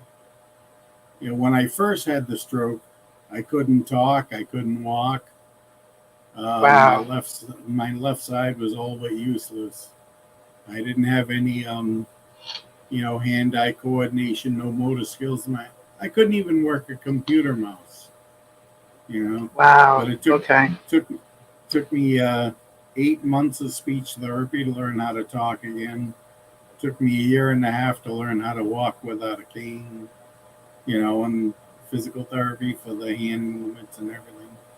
So I'm about 95% back, but still have, some balance issues, and I still have some speech issues, certain phonetic sounds that I have to be conscious of when I'm about to use them, which is why when you listen to me talk in my videos, it's a very slow, deliberate pace. So because I have to be conscious of the sounds. Otherwise, my tongue will trip over itself and I stumble. Sure. And fall. Yeah. Sure. We've got 22 people in the YouTube chat. Welcome, everyone. And if you get a chance, please give this video a thumbs up because it helps it get more, just helps it get around more, and more people would be available to get to see it. So, we start off with certain subjects, but we let the conversation flow. So, whoever thought we were going to end up talking about pro wrestling and bodybuilding? Right. Okay, I'm going to go out of the YouTube. I just wanted to go see my adopted son, Wally. And then that was good to see him. So I'm going to go over to the bite model, which last week, I tell you what, Pixie had the patience of a saint. She's like, I'm waiting for her to get to the eyes. No, to the bite, VITE, bite model. So what I'm going to do is open it up. I'm going to somewhat scan it a little bit to just remind us. And then I'm going to go into the ones where we left off. Was there anything else you wanted to bring up before we go into revisiting the bite model? No, I did a 4-video series on the bite model, so let's go. Do you love the bite model? I love the bite model. I love the bite model, and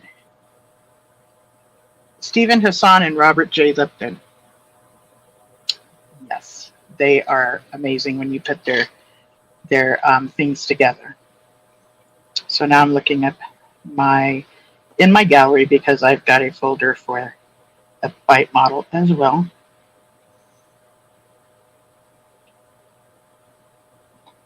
I collect so much information. I love collecting information. Okay, found it. Bite model. So, is there anybody else that wants to call in and share anything before we get started on the bite model?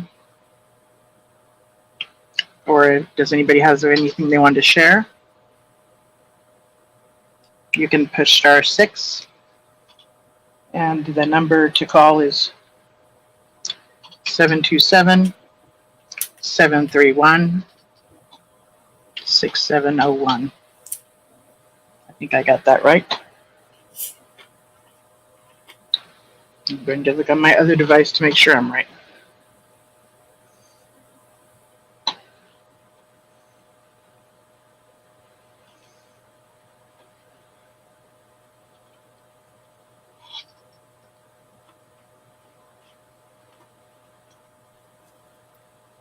Yeah, when I first started my XJW Curious channel, one of the first things I did was a 4-video series on the bite model. Oh, awesome. And, yeah, that's a very good place to start. And it was phenomenal because you could just sit there and go down the bite model as a checklist, and for nearly everything on there, you could show an example of what the Watchtower does. Yeah. Yeah. So like that number, go ahead. Oh, give the number. Okay, the phone number to call in is 727-731-6701. So I wanted to see if anybody wanted to call in and share anything before we switched over to the bite model, which I think the bite model is so helpful. And there are people that want to be part of bringing down the organization, and as much as I can understand that, that's not necessarily my goal. My goal is that those of us that have left, if we get educated on the things that are the characteristics of a cult, hopefully we don't have to find ourselves in another cult, because it's extremely common for us to do this thing called cult hopping. Okay, it's like, oh my God, I'm in another cult. How the hell did this happen? And it's because it's just familiar. And if we don't know the signs, we're just going to get back into another one because it feels like home. It doesn't mean that there is something really, really wrong with you. It's just a natural fit. Okay. So yeah, that's a thing. Or we'll find ourselves in abusive relationships. I believe Gail from the last show was talking about trauma bonding. And I think she was saying it from the viewpoint that other people were saying, that trauma bonding was something that those that have had trauma are bonding over. That's kind of what I heard. But in actuality, I might be wrong, but in actuality, trauma bonding is what happens when you bond with your perpetrator, when you bond with your abuser. Okay? That's what people don't realize, is that victims of trauma can sometimes bond with the person that's pulling the trauma on them, which the Watchtower has done an excellent job with us. I mean, from the time we were kids, okay? We've been slowly traumatized over and over and over and over again. just my book of Bible stories, all right? Seeing those traumatic pictures. And if anybody, it was a child was getting too loud, we got to see them being taken to the back bathroom, right? And you would hear them, and you would hear the terror in their voices, right? And you would hear them being spanked. This is a traumatic experience for us, okay? So there was quite a few things actually that were traumatic, and those things actually are associated with what bonds us with the abuser or the abusive club or political group or religion. So there's that trauma. So that number is 727-731-6701. Let me just show my cup. My ex brought it over today, and it actually says Apostababe Linda James. Let's see here. I don't know if it's going to be backwards or not, but it says Apostababe Linda James. No, and I actually didn't think that it was going to, she was going to show up with it, but she did today. I was super thrilled. So yeah, that's fun. Hey, Oh, Apostababe. hi, Debbie. This is Debbie. Hi, how are you? Pretty good. Oh, I'm okay. I've been in the hospital since last Sunday. I got out a couple nights ago. This is my second time this year. The last time it was in April. And it seems like I managed to make it through Saturday night. And then on Sunday, I ended up in the hospital. But I remember last week you were sharing with, I don't think it was my show, but one of the shows earlier, how you had fallen and attempted to twice get yourself up. And again, for the audience, Debbie is in a wheelchair, so it's very challenging for her to transfer herself from one thing to another. I did try to get myself up and pretend I wasn't hurt, but I was, But it wasn't just that. I was also very sick again. And I thought I was, but before I was so sick, and I knew something bad was wrong. And then when I stayed unconscious, I ain't done 12 hours. And I barely woke up. How many hours? I wake up in about 12 or 14 hours I was unconscious. And then I woke up just enough to call 911. And I said, just come get me. I'm dying. I didn't realize how close to death I really was. That was in April. But this time, that same infection came back, and I couldn't. My doctor that almost killed me in April would not call in another test for me, and I waited 10 days. Did you call this a skin infection? Did I hear you right? It was a skin infection came back? No, it was the septal infection in my kidneys that made me septic in April. Septic, okay. The same infection reoccurred a few weeks ago, and he gave me some antibiotics. That oral antibiotics do not work. I always, for this infection, depending on the sensitivity, they have to test my blood against the sensitivity of the drug. And that drug had nothing at all. I took 14 days of a drug that didn't affect me at all, or my infection. So I went 14 days plus another 10 days. I just got to get a doctor local, but I don't want to even change doctors locally because we're moving to That's right, yeah. another state.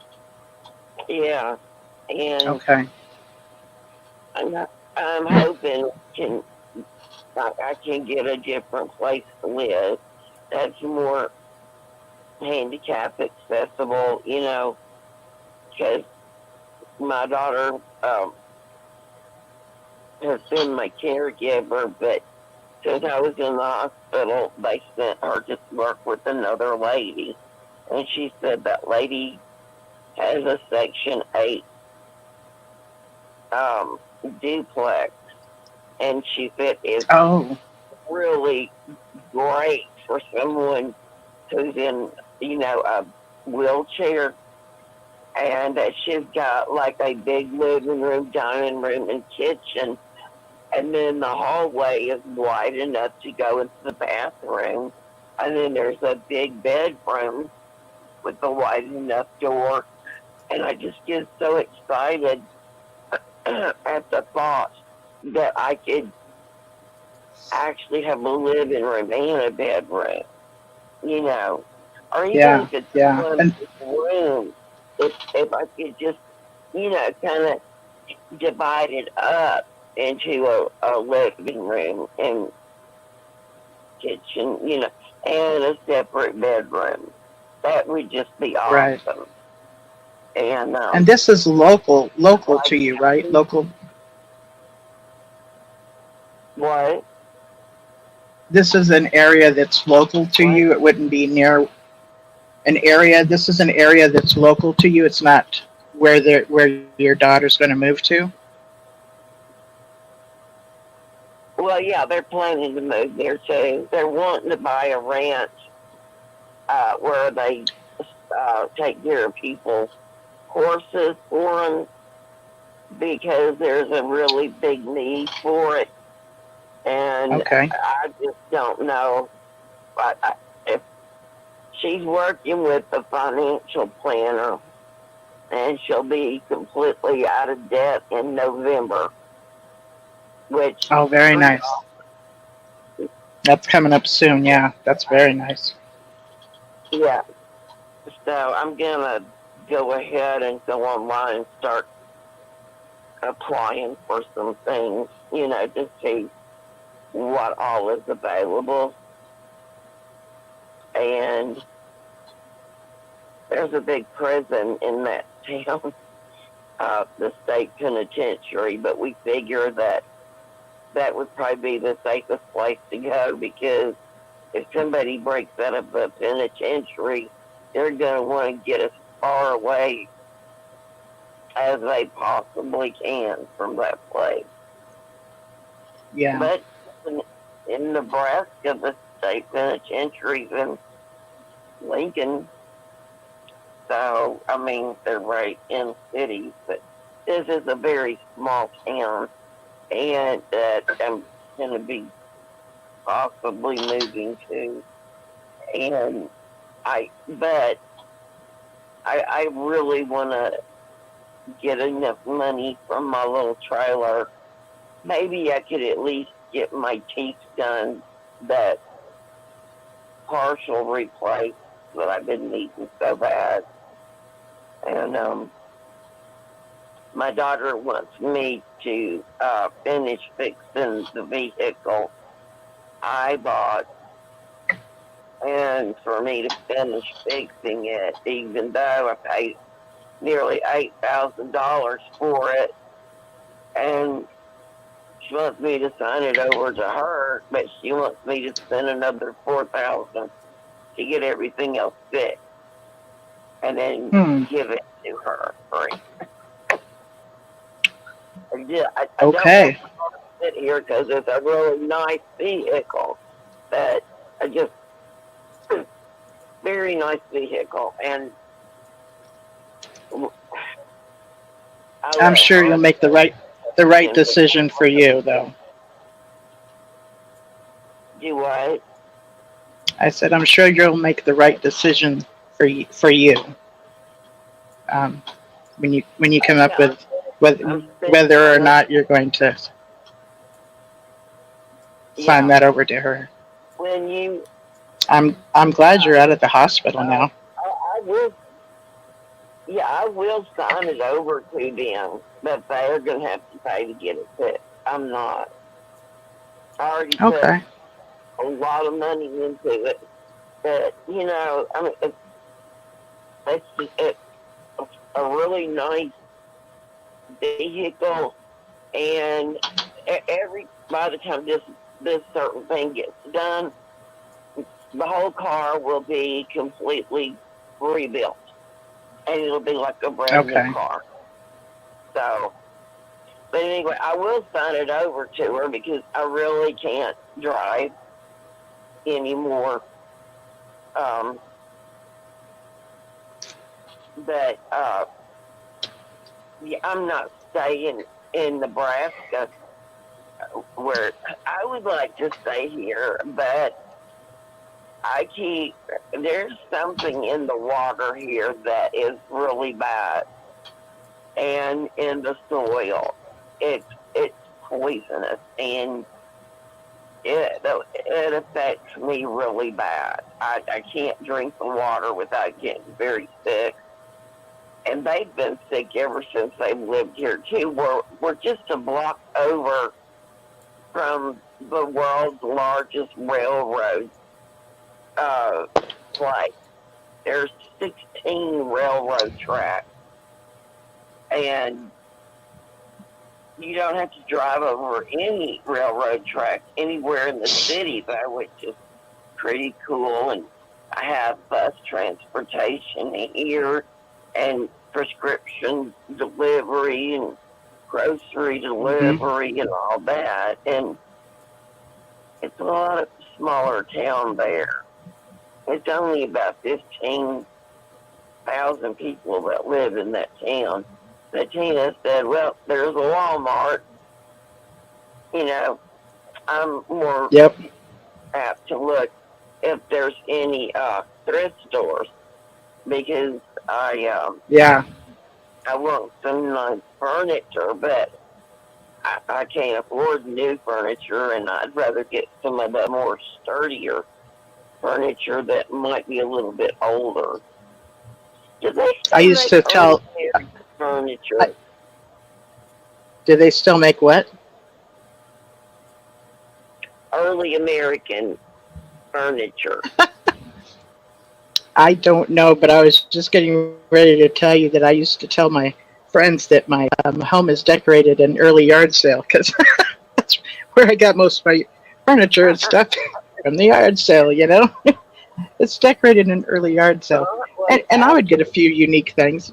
And my kids were young, and, you know, I didn't want them to have furniture that they had to be all studious and sit on, and not, you know, I wanted them to be able to have furniture that they could grow on, and if it breaks, it breaks. If it doesn't, it doesn't, you know. Now, did you hear the article that I read earlier when the show started? Did you have any thoughts on that? Not at the beginning. I couldn't pick it. I couldn't get the internet to connect. I got the whole Saturday night show, and then I couldn't. What was it about?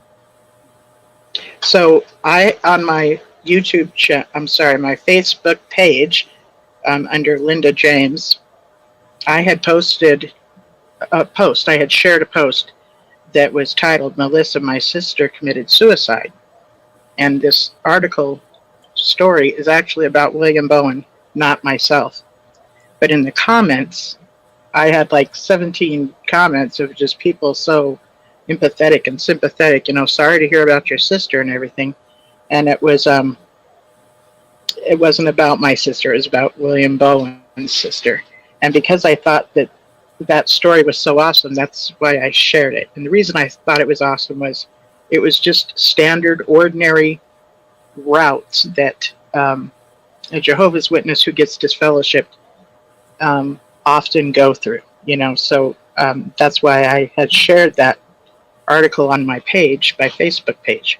So earlier today, that's what I read. It's about William Bowen's sister who committed suicide, named Melissa, and he called her Missy for short.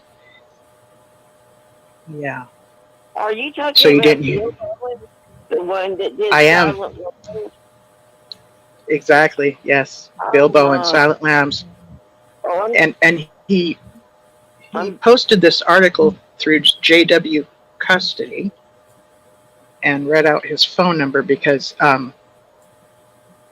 he helps people through courts as like when someone goes to court and they need to hire somebody that's a expert. He's one of those people that they hire, that he gets hired because he's an expert on how the organization works. So, especially on the child custody arrangements that the organization wants to manipulate.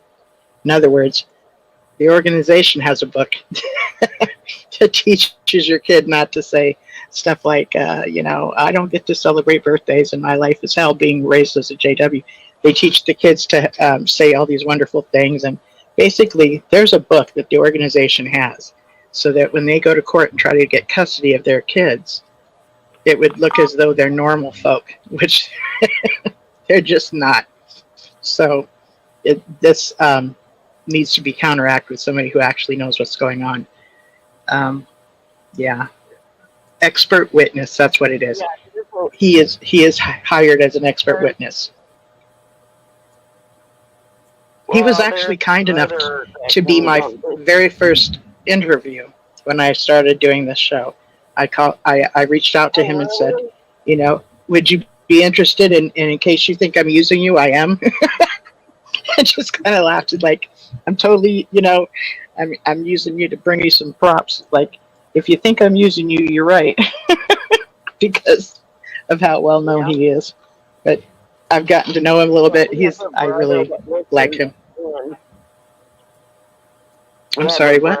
Listens in quite often, and he didn't get custody or hardly any time at all to visit with his little girl because his wife and the witness friends that they had and her parents and sisters all went to court against him, and he was a good dad.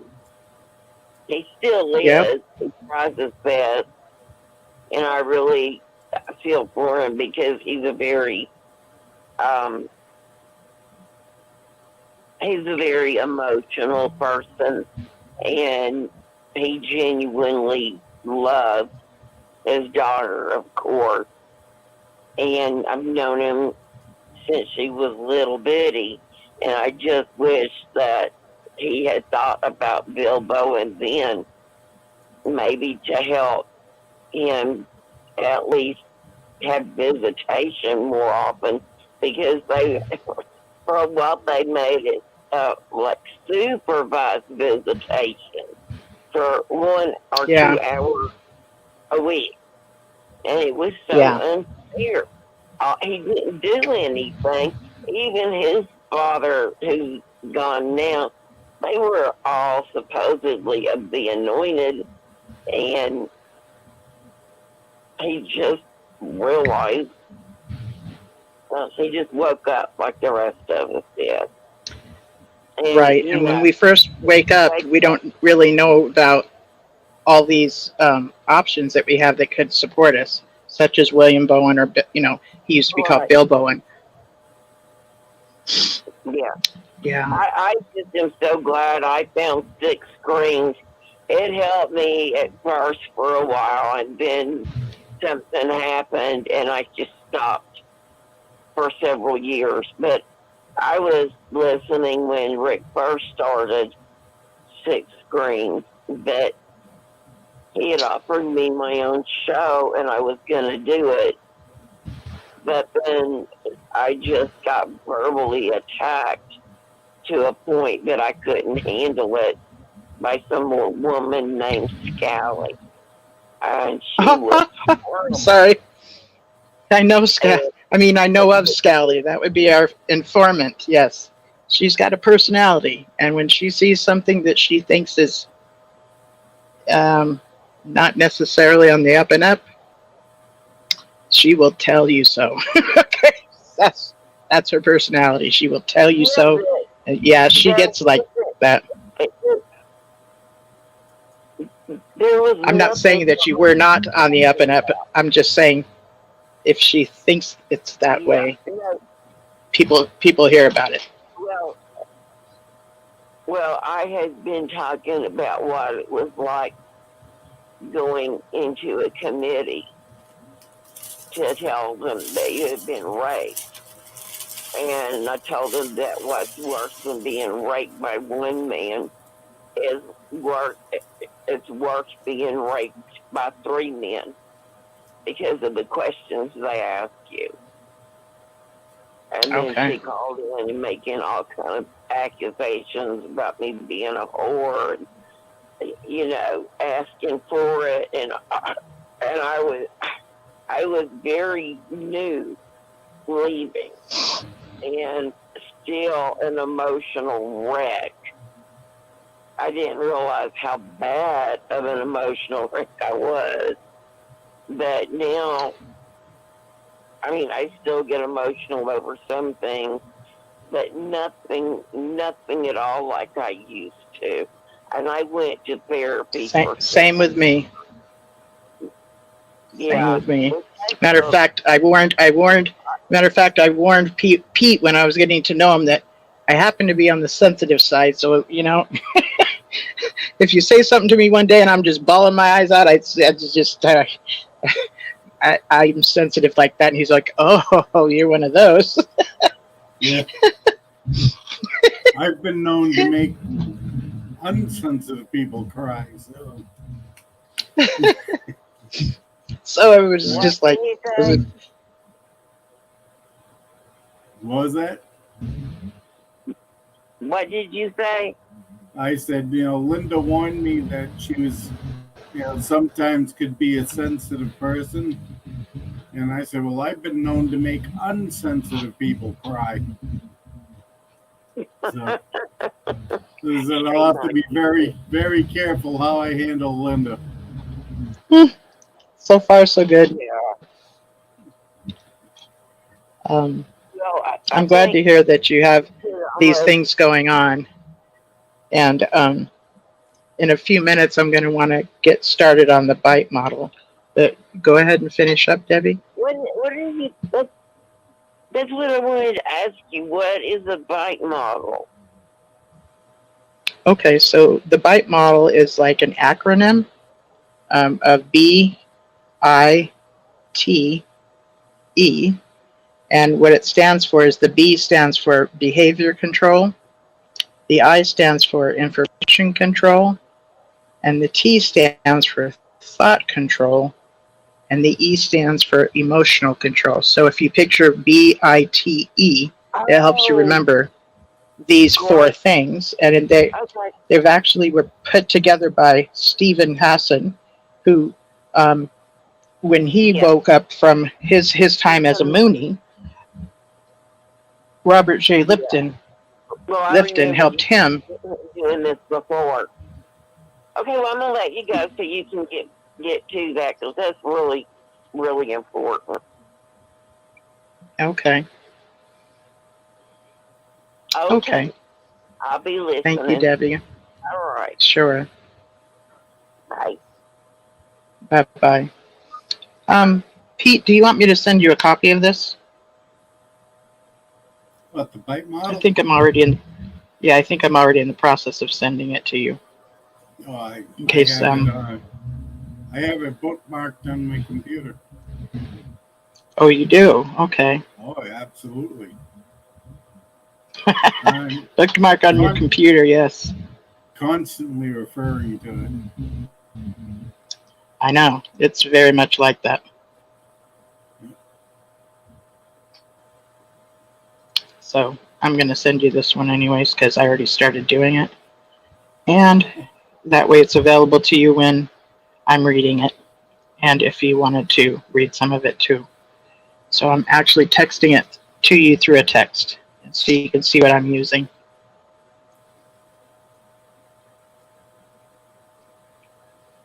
And are you familiar with the continuum? Stephen Hassan also has a continuum scale when it comes to if you wanted to join another group. how you can tell if it's a damaging group or how you can tell whether or not it's a healthier group. And you kind of want to go somewhere, closer to the healthier side, but it's a continuum. So if the group has these kind of characters, you can look out for those too. Are you familiar with that, Pete? No, I've never seen that. Okay, so let me pull that up and send that to you. It's called the influence continuum, and it's helpful to use with the bite model. So I'm going to, and this too is from Stephen Hassan.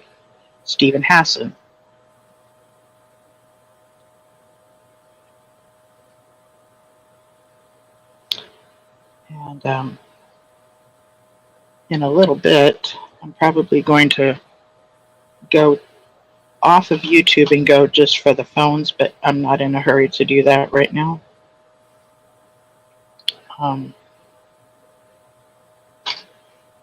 There's that. And I really like the continuum thing that Stephen Hassan has come up with.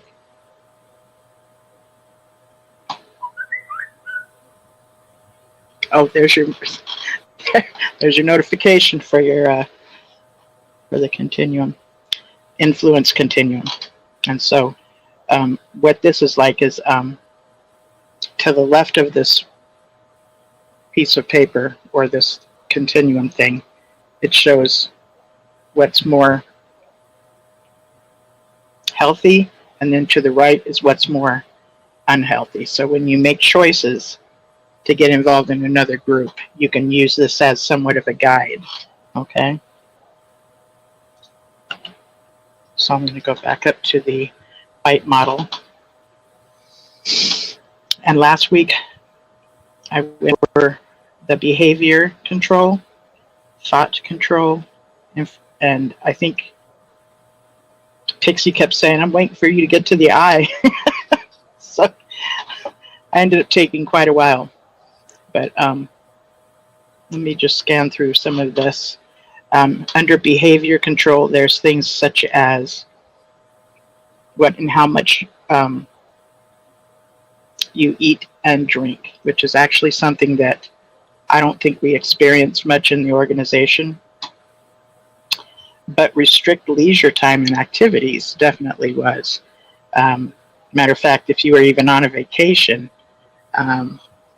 it was like you find a Kingdom Hall in that area where you're going to go on vacation, and you are to go to the meetings too, And the activities that the organization wants you to do actually keeps you so busy. And that's very strategic. When you're kept so busy, you don't really have time to lean back and just relax and have a thought and finish it. So there's that. And it requires you to seek permission for major decisions. That is definitely something that goes on with the organization as well, under behavior control. And exactly. Can I marry this one? Can I work here? My boss wants me to do this. Is that okay? Yeah, everything is. Did you see Kevin McFree did a Dubtown video where does Kevin he have it? He wanted to get married at the Kingdom Hall, and both him and his, they're both, witnesses in good standing, but they had to ask the elders' permission, of course. And so the elders are like, well, what plans did you have for your wedding? It's like, well, we wanted to have this big trellis with flowers. And oh, no. We can't decorate the Kingdom Hall. We think it's beautiful just the way it is. And it's like, oh, well, we want to have the song.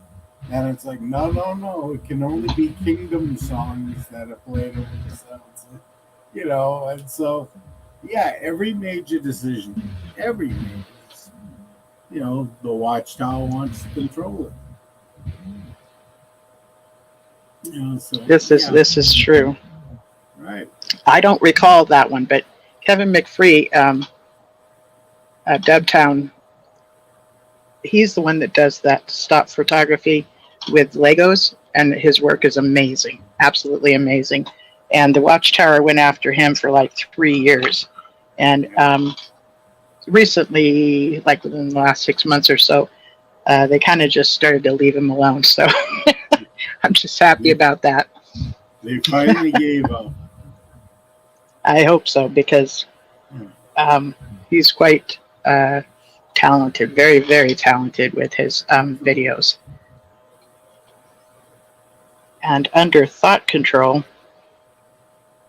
uses loaded language and cliches to stop complex thought.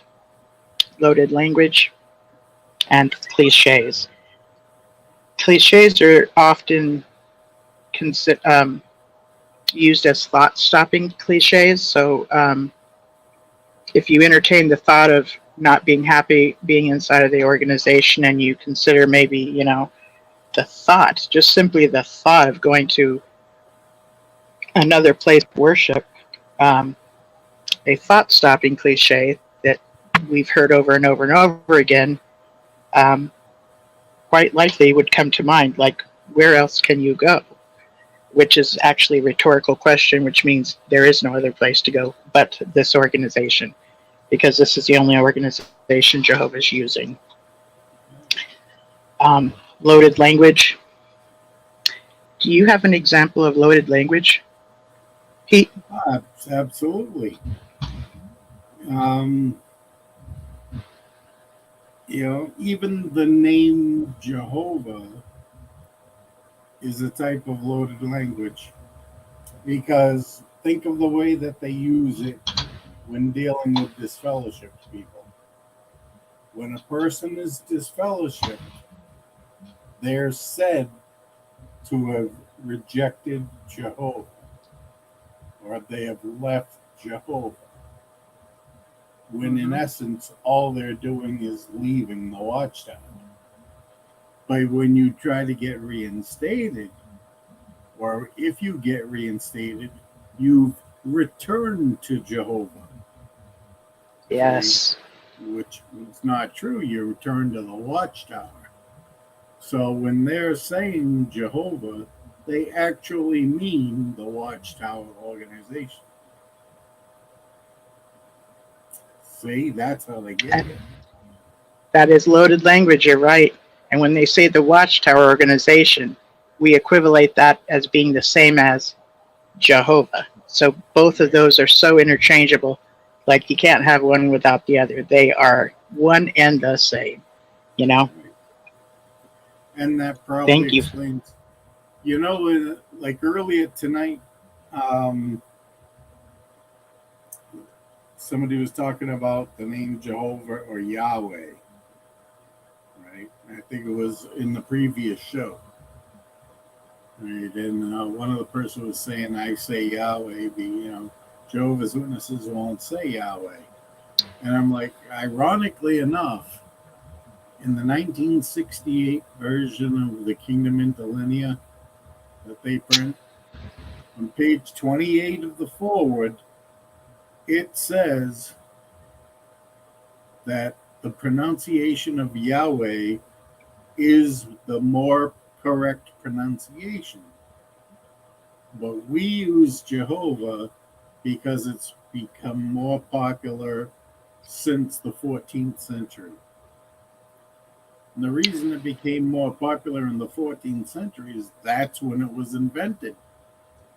The name Jehovah did not exist anywhere until the 14th century. So they know that Jehovah is not an accurate name. They know Yahweh is the more correct name, but yet they choose to use Jehovah. Yeah, wasn't that the term Jehovah created from, or a monk, I believe 12th, 13th century, around that time, put together a couple of words and turned it into somehow being Jehovah with the Yahweh, and did like this, mashup. We just called it a mashup and came up with Jehovah. Right. Yeah. What he did was took, I think, I remember Adonai. the vowels from Adonai and combined it with the Yahweh and came up with the pronunciation. Actually, his pronunciation didn't have the J. It had the,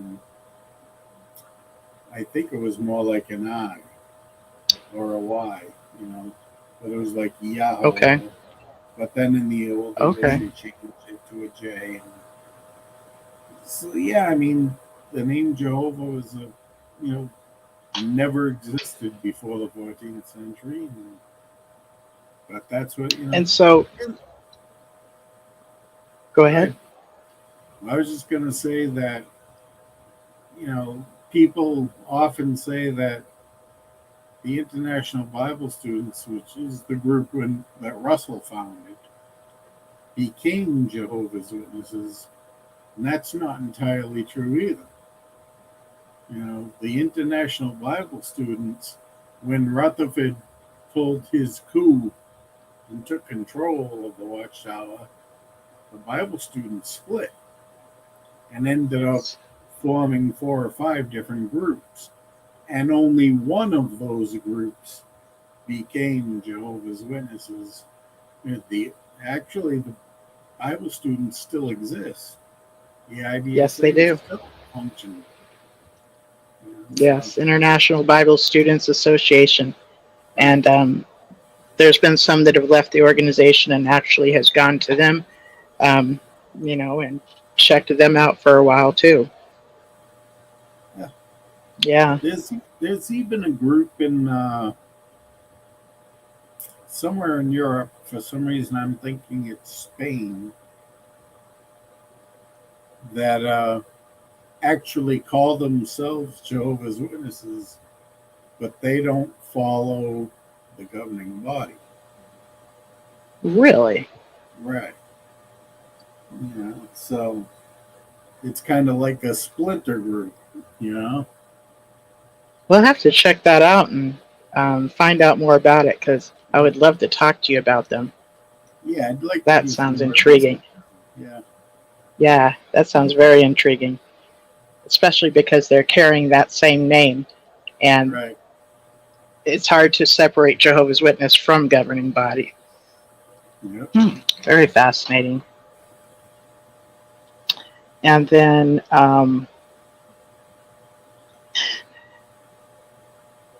under thought control, they also install black and white, us versus them, and good versus evil kinds of thoughts, which this is the best, I think, or the most obvious when you see people having this all or nothing, black and white, like the black hats and the good white hats, meaning the good guys and the bad guys, us versus them, us being the good guys and them being the bad guys.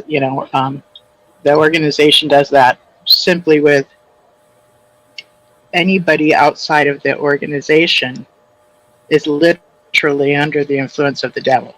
So if that's not an us and them, I don't know what is. It's like, so good versus evil. You either choose to, serve Jehovah wholeheartedly, whole soul, or you're worshiping the devil. It really is just that. Yeah, there's no in between. It's like a car door. It's either open or it's shut. There's no in between. Yes. Now, you called in on the last show. Yep. About when they, so they were talking about 1935 as being the end of the time that the 144,000 were chosen. So before 1935, someone could be a part of the 144,000. After that, the organization kind of this door is closed thing, compared it to Noah's Ark and stuff like that.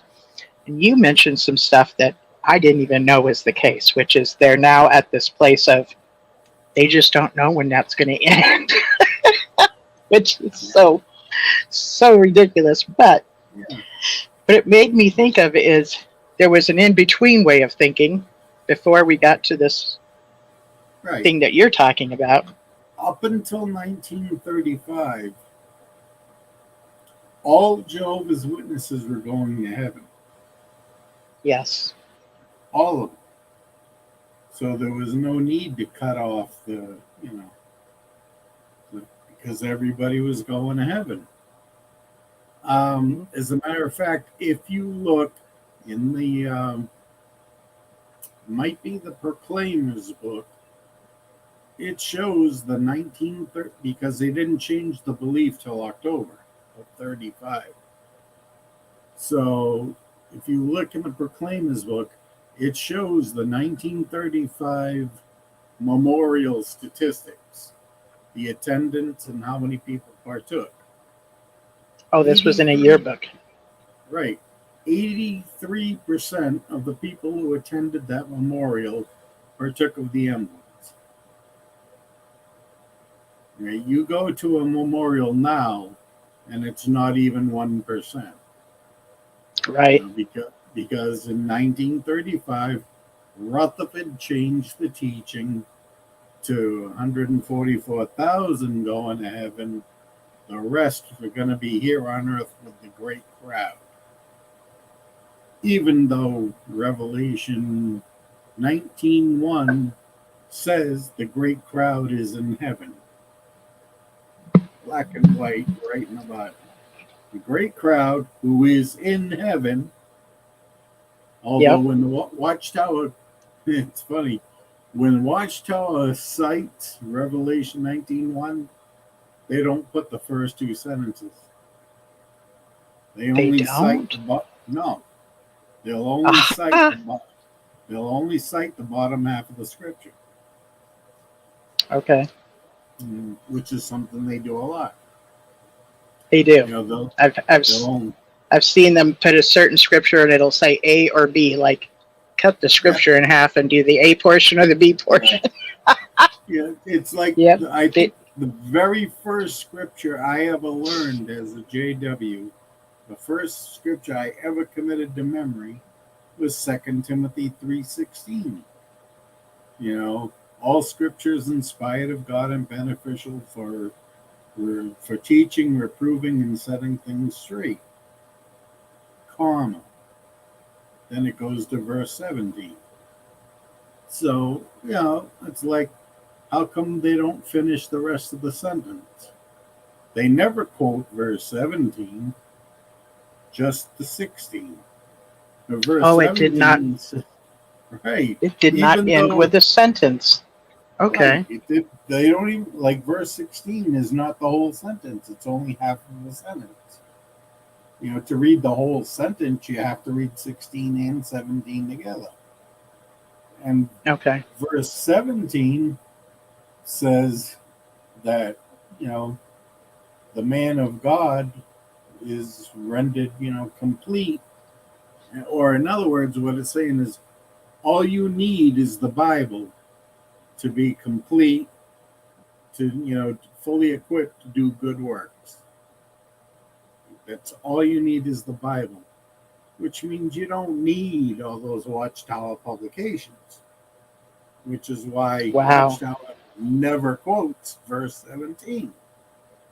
This makes perfect sense to me.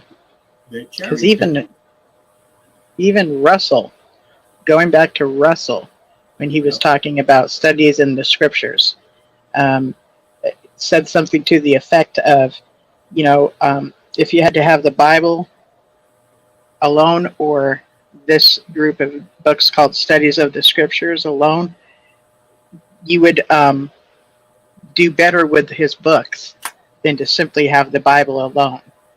And it's interesting the way it's worded in such a way that, like, if you only had the Bible, you go back to like this apostate thinking or an inaccurate way of thinking is what is said. So to rely on those books, the studies in the scriptures, is spoken of as being much more of a priority and much more dependable than having the Bible alone.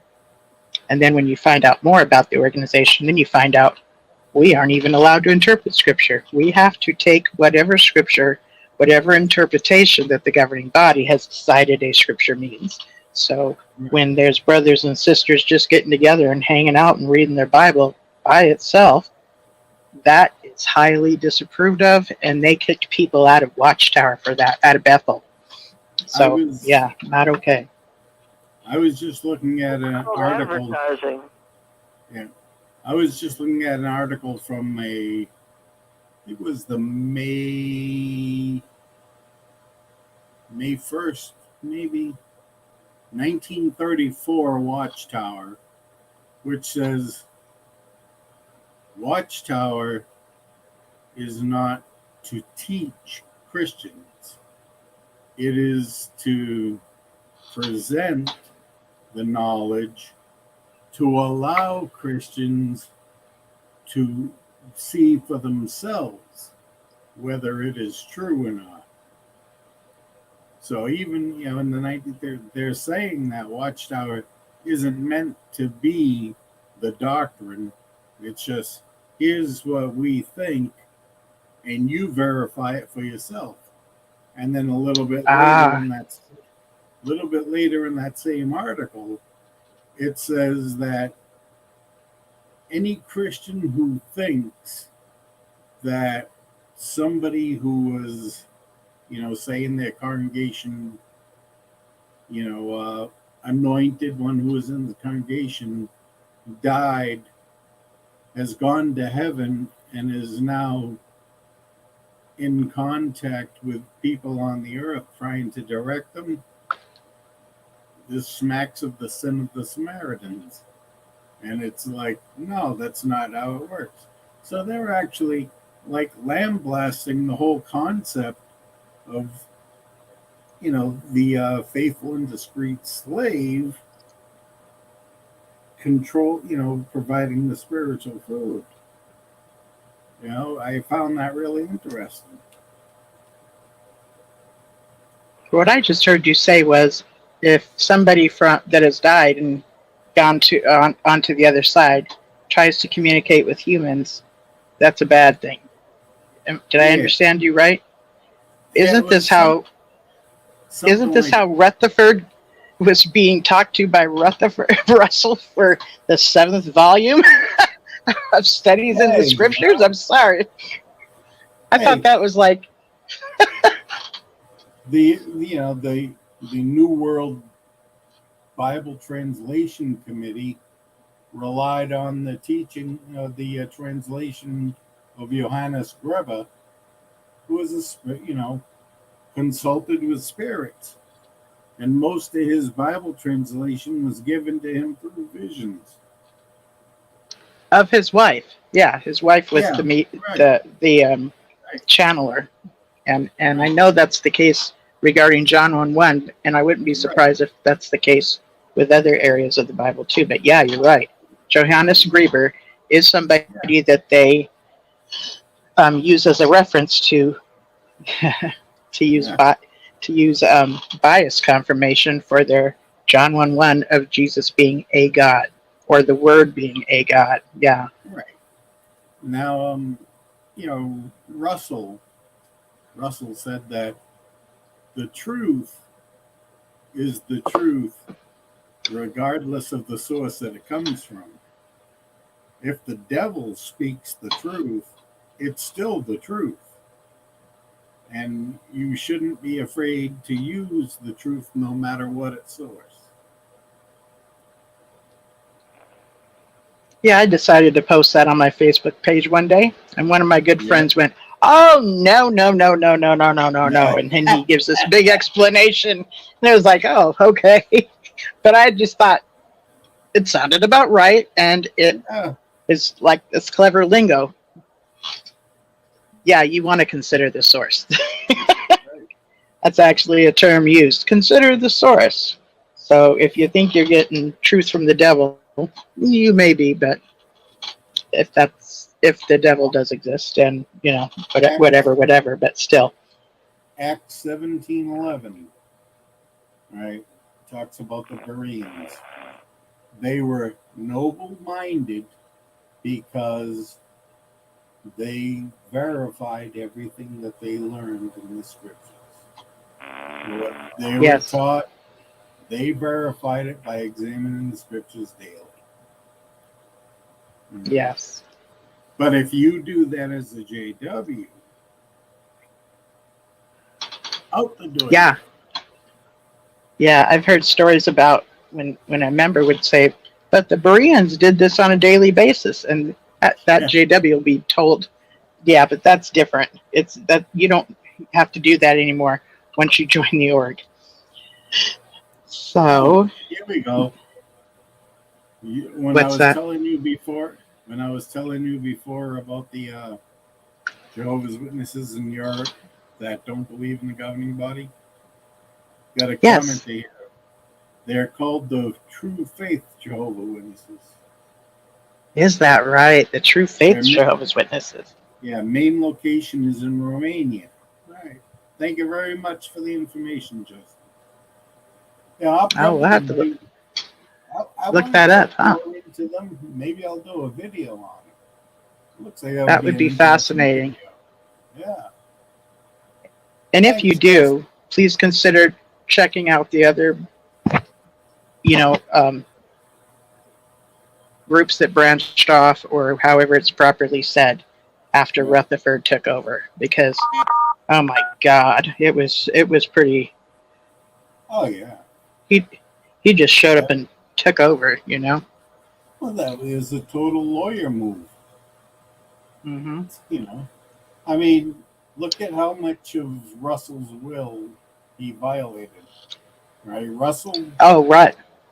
had put in his will who was to have control of the Watchtower after he died, and Yep. Rutherford wasn't even in the top 5.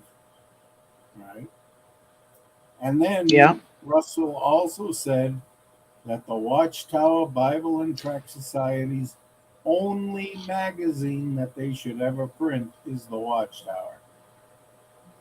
So Right. when Rutherford came up with the, well, first it was Golden Age, Consolation. then Constellation, and then Awake, you know, Mm-hmm. that was in violations of Russell's will. Yes. Yes, it was. And we also need to remember that when Russell was alive and he was going to court regarding the separation of himself and his wife, it was Rutherford that helped Russell put all of his assets into an account that couldn't be reached, so that Russell could claim, you know, like he had no money to give her any, you know, alimony, right? So this is the way our Rutherford rolled. And to be honest, go ahead. Is everything bad associated with Jehovah's Witnesses? Most of it started with Rutherford. It did. Most of it did. Yes, you're right. Rutherford was the one who stopped Christmas, stopped birthdays, stopped Mother and Father's Day.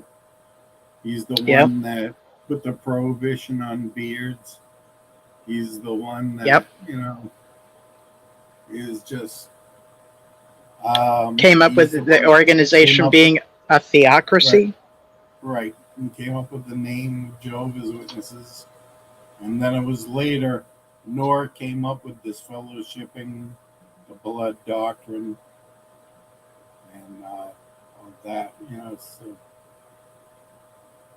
but I mean, it was, you know, I've always said that Russell was a sincere Bible student. Like everything you read in his history is a quest for knowledge. He studied with different religions. You know, he would study with them until he found that there was something fundamentally wrong that he didn't believe. And he would move on to another church, you know.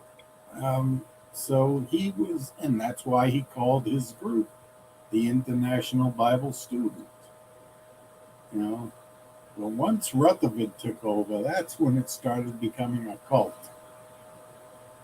I agree. No. I agree, and I see. I can see things about Russell that gives me pause. Um, and for one thing, when him and his wife got married, they both decided to be celibate. Okay, and I'm not sure, but at that time, that choosing to be celibate might have been because um, having that kind of a relationship would be done in the purpose of having children, and maybe that was their way of saying we're choosing not to have children. That's kind of what I've come up with on my own head. I don't know why they chose to both be celibate and married. So, and then later on, when they adopted someone that had came around and was part of the group, she was somewhat of an orphan ball. I forget her first name. Although she was 18, she looked extremely young, and she had her own room. And there's stories about how Russell went and visited her in her room and stuff. So he used to have her sit on his lap, and he would talk to her and call her his little wifey. It's my opinion that part of why Russell's wife left him was to protect her, the child that they chose to adopt. That's just my theory. I don't know if that's the case, but I kind of think that's the case. Say that again? What? Entirely possible. Yeah, yeah, it's possible. And I don't, if that's the way that the thinking was back in the day or that time, that really the only way you should have that intimacy is if you want to have children. That's really too bad, because Russell spoke about how he was like a jellyfish. He was going to go to this person and see if they, responded, which was if they would respond in a romantic way back to him, and go to this person like a jellyfish, see if they would respond to him. So he, as a healthy man would be looking for some time to have some intimacy with someone. To me, it's like, I don't see anything wrong with not, I don't know how everything was. I don't know the custom or the culture at that time. So I kind of see that as, of course he's searching for it. Was in the newspaper. Say that. Can you say that again? What? The entire story of his divorce proceeding was in the newspaper. It was a big scandal at that time. Yes, it was. And if you ever get a chance to look it up, was that in the Eagle? Was that in the Eagle? Yeah, and Rose Say that again. Ball, she got a little bit older in Australia. Yes, she ended up marrying somebody, and they went to Australia. I believe they started their own ministry over there, right? Yeah, and it continued to be a hotbed of pervs to this day, unfortunately. I always thought that Australia would be, I don't know, somehow more spiritual or better or something. But Bill Bowen's figures showed that Australia had a real problem. And I thought it was curious that Rose Ball ended up in Australia with her new husband back in the day. I found out by a... in that time, and Russell was kind of old. He was a lot older than Mariah and a lot older than Rose Ball. But he was a bit of a rock star. He could speak for 2 hours on stage without a note, and his followers loved the past. Was a bit of a star. Yeah, and they together were like a power couple. Those two, Yeah, because she wrote a lot of the studies of the scriptures. She wrote a lot of it. Yes. And he wanted men and women to inherit the corporate Watchtower publishing part. As you mentioned, Rutherford wasn't even in the running. he had lined up some people that had worked in the editorial with him that he wanted to keep it going. Hey, Linda. I've often Yes. thought it was curious that he died on Halloween on a train and wondered if he wasn't murdered, but that's a lot of people online had wondered that. Yeah. Well, there were stories that he had been feeling ill for a couple of weeks before that. So I believe, even Rutherford was traveling with him at one time, and if he was doing a speech, Rutherford would come in and finish the speech for him, or someone would be. So there's a little bit of a history of him not feeling good in writing before he died. So there was something leading up to that. But I'll tell you what, Halloween Day is pretty curious, isn't it? Yeah. I thought it was, and my dad always said that Rutherford took it, and so I'm looking forward to reading this new book, Rutherford's Coup, and I'm looking forward to the October book club that we'll have on Zoom, and it's all through Free Minds with Carrie Kay, and she's already started reading the book and is real excited about it. It's got all the dirt on Rutherford, I guess. oh yeah. Wow, she has something called Free Minds. That used to be Randall Waters, the name of his site, Free Minds. But he hasn't. His place got his got isn't together anymore. But his page isn't together anymore. We're going to have the book club in October of the book Rutherford's Coup. Yeah, it does look intriguing. Also, he had the best whiskey in Prohibition. Yeah, I know he had whiskey brought over, but I didn't know it was of such good quality until you've mentioned that. It was Canadian. It was brought over for him During Prohibition. So that was kind of new, yeah. How'd they wing that? Hey, you need something to drink while you're riding around in your custom-made Cadillacs. I know, and you have to choose which Cadillac you want, and you had all those women there. I think he rang one for Monday and rang twice for Tuesday. He didn't just have one mistress, several there in California. Beautiful house, by the way. Just beautiful there. Yes. Guy was a glutton for punishment with all those women. Oh, I know. And back then, people could not find out these things at all like we can now. So this was true believers had no idea some of this stuff that was going on, you know? Everybody has a video camera. Nowadays, that's right. Everybody got a video camera right in the palm of their hand. You We can't had get a away big with portrait anything. of Rutherford that my dad took when they were at an assembly, and it was a good close-up. And I gave it to this brother that stole my vase after he painted my house. He took my 100-year-old vase. But he claimed, this painter claimed he was related to Rutherford via the mistress. So Okay. figured he deserved a picture of his grandfather. Okay. I believe he had like an assistant that she ended up marrying one of the people that owned Coca-Cola. And then they replaced that assistant. Yeah, right. Forgotten that part. And they replaced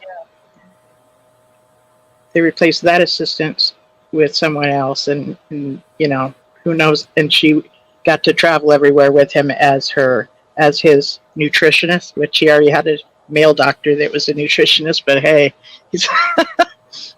he just worked it out, or however he said it was going to go is how it's going to go. Maybe she had that and line on that Canadian medicine. Maybe. And there was more than Beth Serene. There was another one that was named very similar to Beth Serene that was also nearby. And I don't know whatever happened to that one. but he had two of them, these Maybe properties. the will tell us. Hmm. Yeah, And 2 Cadillacs. When most people made $12 a week. They were that was lucky. during the Depression, wasn't it? Yeah. Yeah. It was. My dad made $12 a week, had a car and a cashmere coat, and he got married. $12 a week. Wow. That was considered a salary married with. Here's Rutherford with 2 Cadillacs and movie star money. Yep. Traveling the globe. Yeah. George Burns and Gracie Allen made $400 a night. That's what a rich person made. Oh, There you go. okay. I just listened to a book by, goodness gracious, he was on the Carol Burnett show. The Tim shorter Conway? one. Tim Conway? Thank you, him, yes. Tim Conway. I just listened to him tell his book. I listened to him read his book and, talked about the time when he was on the Carol Burnett show and how, and he's like one of those people that that's just the way his mind thinks. And in any situation, he sees this or he sees that and he just comes up with a thing to do. It's like, that's how he just can't help it. He's naturally an entertainer. And, yeah, so he kind of talked about how much he was paid and stuff like that. But that was a pretty good book. Now, where did we leave off, Pixie? Was it at information control? And then we need to go to emotional control after that? We didn't get to emotional control. I did want to know about that. To use the cliche, I really feel like the Watchtower really literally used every trick in the book. There's a saying called "they all use the same handbook." Yeah. There's a saying when we're talking about any of the high controlled, high demand groups. There's a saying that says they all use the same handbook, when in actuality there is no handbook. Okay, but when you learn about this stuff, it's the stuff that a handbook would have in it. That is the same kind of stuff. It might show. That's a question I've had all my life. And Pete's probably a good boyfriend, but maybe he knows. Because if you ever have a bad boyfriend, they all have the same playbook. Why is it that an emotionally abusive person would all have the same phrases, whether they're in one part of the country or in another country? They all seem to have these same phrases to bring a person down, or it's an odd thing. Mm-hmm. It's what works. They see guys who are like that have role models that they see doing this. Most of the time, it's their own father who's abusive of their mother. Yeah. So they see how their father treats the mother, and they grow up thinking that's normal. Yeah. And so when they get into a relationship, that's how they're going to treat their partner. I know, but it must go back to Babylon, because they all say the same thing. Yeah. Different parts of the country may have slightly different terminology, but when you slice it and dice it, it's all saying the same stuff. Absolutely, yeah. It's all about, having the control over your partner, belittling her to make you feel better. Trying to exert your dominance over her. Mm-hmm. I just feel like Jehovah was a bad boyfriend. I really do. Oh yeah. Wow. Totally. I mean, he admits right in the Bible that he's a jealous God. That's a bad sign. I know, right? Yeah. Yeah. Now, isn't jealousy different than envy? Like, I don't know if I'm right about this, but I picture envy as somebody has somebody has something that I want, and I wish that I had it, and they didn't.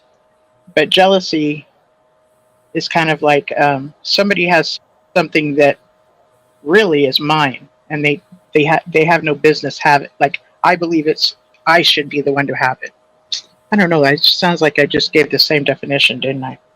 Yeah. Oh well. And envy is thou shalt not covet. Covet and envy are similar. Right. But jealousy, people go into like a green-eyed rage of jealousy. Yeah. Jealousy is when the person is, they lose all reason. Yeah, I'm just trying to think back on my personal experience. And I would say, yeah, envy is you see something that you don't have that you want to acquire. That's envy. Jealousy, I think, is something that you perceive as yours, and it may Yes. actually be yours, but something that you perceive as yours that you don't want anybody to take away from you. See, like Yes.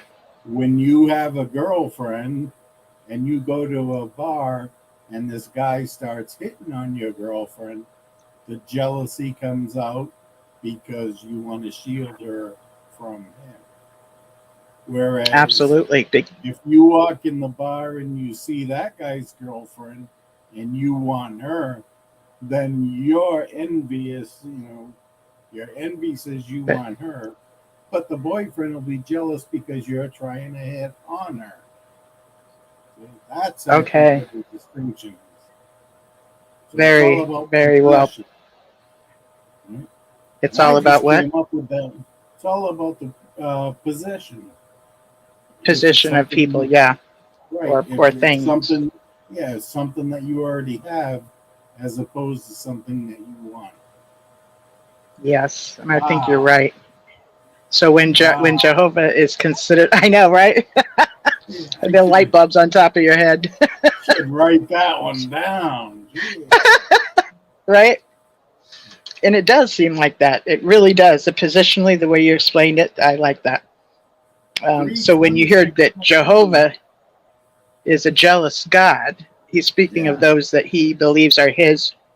his children or And his and his people.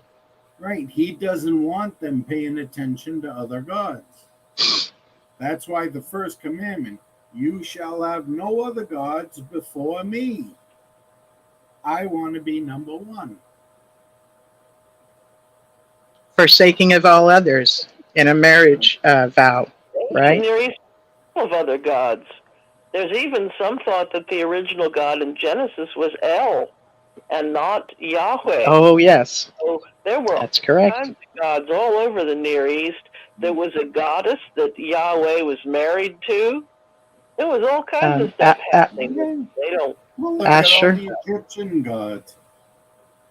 Look at all the Egyptian Asher. gods that were in existence, right? Yeah, Isis, Asherah. Horus. If you look at the Jesus story is an exact duplicate of the story of Horus, the Egyptian god. Yes, it is. And Dionysus. It's one big Greek story. Right, yeah. And I'm not familiar with it, so I'll have to check it out sometime. Yeah. Is this a story from mythology? There are no less than 24 Dude, gods from different cultures that all have the same backstory as Jesus. They all have the same backstory as Yes. Jesus. Born of a virgin, born in December, the winter You're right. solstice, blah, blah, blah. Yeah. Jesus' story is not unique. You're right. Dozens and dozens of people before him had it. That's why, historians look at Jesus and the best they can say is that there was probably a guy named Jesus who lived around the Sea of Galilee at that time. And that's it. You know, there is no historical record of Jesus performing miracles, doing all these wonderful things. Nothing.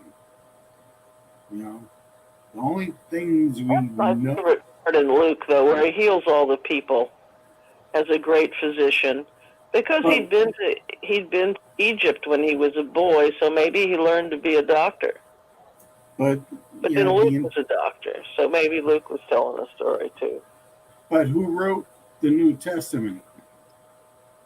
Scribes that came up with other names. Christians. The entire New Testament was written by Christians.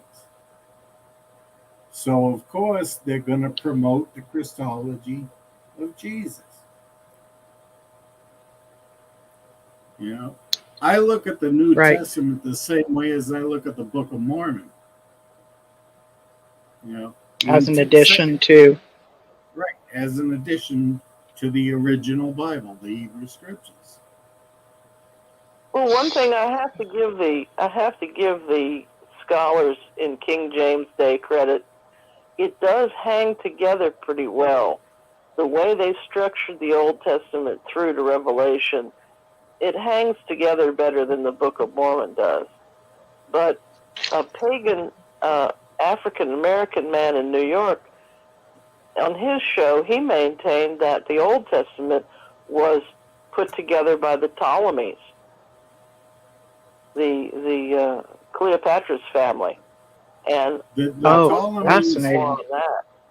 Now, all the Ptolemies did was to translate the Torah, strictly the Torah, first 5 books of the Bible, translated it from Hebrew to Greek. That was all the Ptolemies did. And those documents were destroyed when the library at Alexandria was destroyed. You know, that was the original Septuagint, because it was done by the 70 scribes. All right, so the original Septuagint was destroyed. Any Bible that you see now,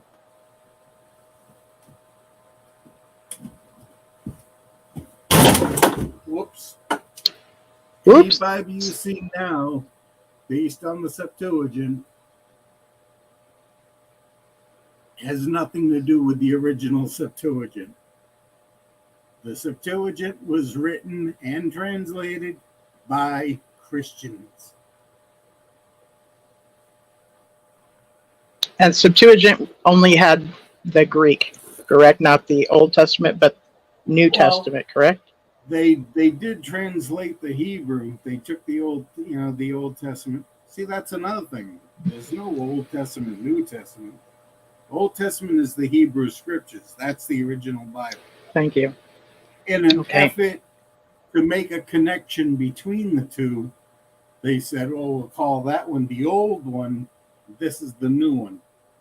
In another attempt to make the New Testament seem legitimate, there's a ton of scriptures where they're allegedly quoting from the Old Testament. And I could show you anywhere between 80 to 100 of those quotations where they mistranslate the Hebrew. And they either misquote, mistranslate, or just outright fabricate verses that never existed. So, now that's something I would love to see you document slowly, like every week or so, a couple of them, and let it build up over time. I would love to see that, because I'm one of those that I hear you, I believe you, but I still got to see it. I got to see it. I need it confirmed that way. I've done bits of that. I did the video where I was talking about Isaiah 7:14, as opposed to Matthew.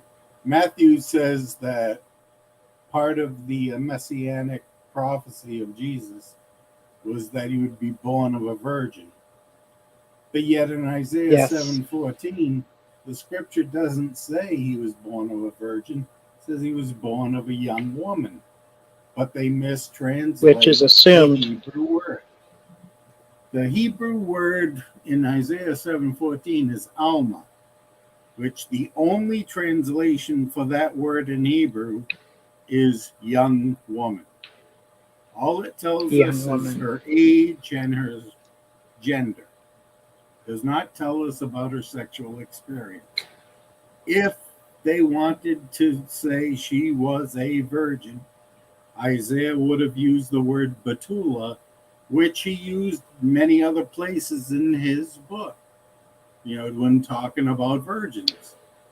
But he was not That's talking about a fascinating. virgin in Isaiah 7:14. But Matthew Wow. altered it. Or I should say, the author of Matthew, because none of the Gospels were written by Matthew, Mark, Luke, or John. That's They were correct. written, right. They were all written, 200 years later. So it's just, And the credit, the theory behind this is that Matthew, Mark, Luke, and John did not. They didn't like. They didn't write. They didn't read and write like people of that time. The only ones of that time that read and wrote and would write were like scribes. Like they would send. Otherwise, the general public wasn't so much a reader or writer. they may have, I don't know. The only one we know for sure that the Apostle Peter was illiterate because it says it in the Bible. He was not a man Okay. of letters, right? He could not read. I think there was other people that could, but they were educated like at their home or something. More of elite Right. people. Okay. Right. And, like Paul is credited with writing like 13 books of the Bible. It's only actually accepted that he wrote 7 of them. The others were all, show signs of different authors. But Paul, in the ones that he wrote, will start the thing with, I, Paul, am writing to the Thessalonians. I'm writing to the Corinthians. Matthew, Mark, Luke, and John never claim authorship. No, they don't. As a matter of fact, Matthew 9:9 refers to Matthew in the third person. So if you're writing the story, you're not going to talk about yourself in the third person. So they were all written by like church leaders, in the late 1st century, early 2nd century. And so the entire New Testament was written by Christians. Right? If you want to look at it, what's the definition of a cult? A group of people who pays veneration to an object or a figure. Jesus was a figure. Christians called themselves Christians after a person. And the entire New Testament was written to prove the Christology of Jesus. It's a book written by, it would be like if a bunch of Jehovah's Witnesses wrote a book saying that Rutherford was the Messiah. Right. Because that's what they believe, and that's what they want to teach you. And that's exactly what the Catholic Church did with the New Testament. It's like Christology is different than theology because Christology is actually the history of Christ. And I've also come to understand that those who wrote these books, were not Matthew, Mark, Luke, and John, but they would put the name of Matthew, Mark, Luke, and John because if they did put names of people that are considered of prominence of their culture, it would get more, what is that called when it goes around more often? the same reason why we asked for people to do a thumbs up. Circulation. Thank you. So, But and the to Book be of Mark, and become more popular because it looked as though it was of authority. right?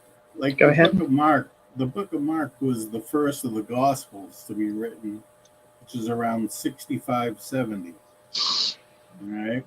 Okay. It wasn't Okay. called the book. It wasn't called the Book of Mark until 125, 60 years after it was written.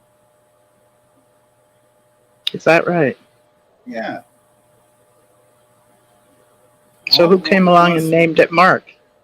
It's I've got the guy's name right here, but I've Okay. forgotten. It'll come to you. For some reason, I want to say Ignatius, but I don't think that's right. I believe it begins Okay. with an I, though. Okay. Yeah, but it was in 125. He was the one that said, all right, we'll call this one the Gospel of Matthew, we'll call this the Gospel of Mark. And later people, like who wrote, some of the other letters that were allegedly written by Paul, they were written like 2nd, 3rd, 4th century, but they were saying, this is written by Paul.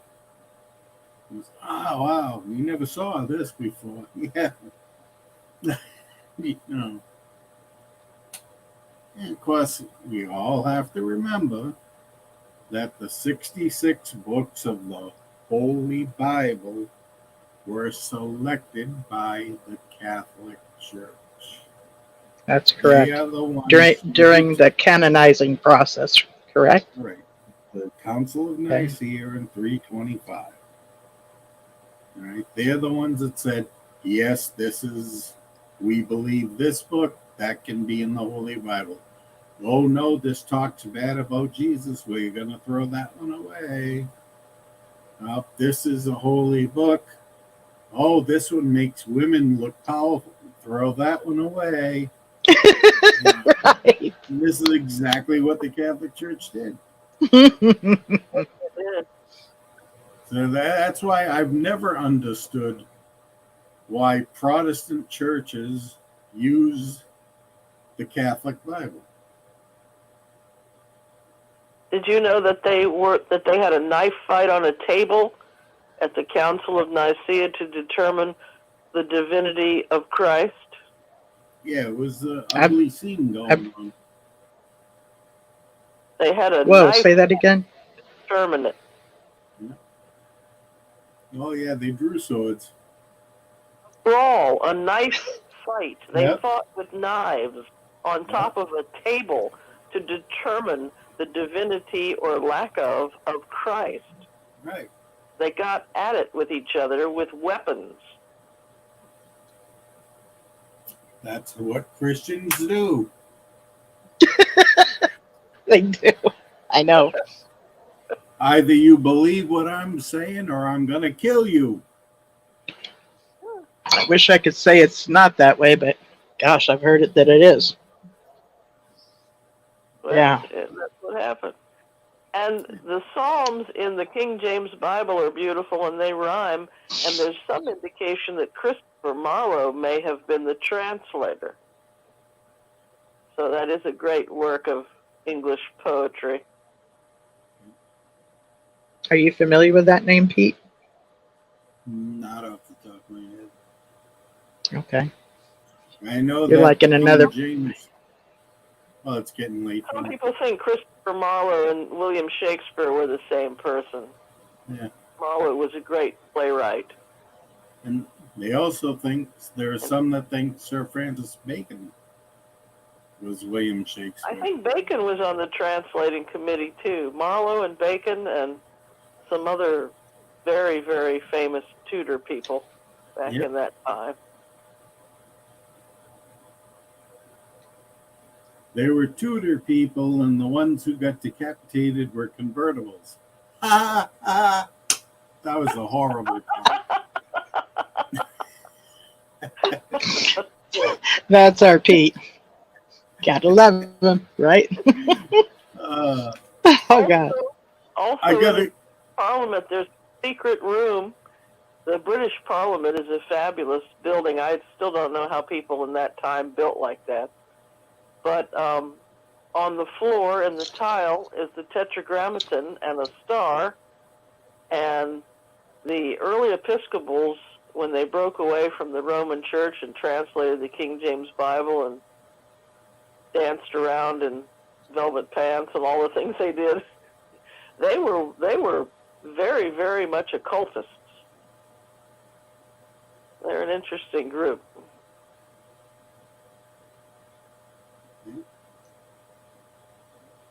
I mean, if you read enough books, research the Bible enough, you can come up with so many different theories. Like, I read a book once that was saying that the Bible is all based on astrology, because you've got like the 12 signs, or you've got the 12 signs of the zodiac. We have 12 apostles, right? Right. The sun is the sun, S-U-N, is the center of of our solar system. The sun, S-O-N, is the center of the Christian belief, the church. See, S-O-N-S-U-N. So and if you look at the sky at that time, the belt of Orion, Orion seems to either stand up or lay down in terms of where it's positioned in the sky. And on December 25th, Orion is flat like a babe in a manger and three wise men. And then at the equinox in the spring toward Easter time, when we used to have memorial, Orion is in a standing position, in a way, if you think like a primitive person. Now, if I was Orion, I wouldn't have a belt. I'd wear suspenders.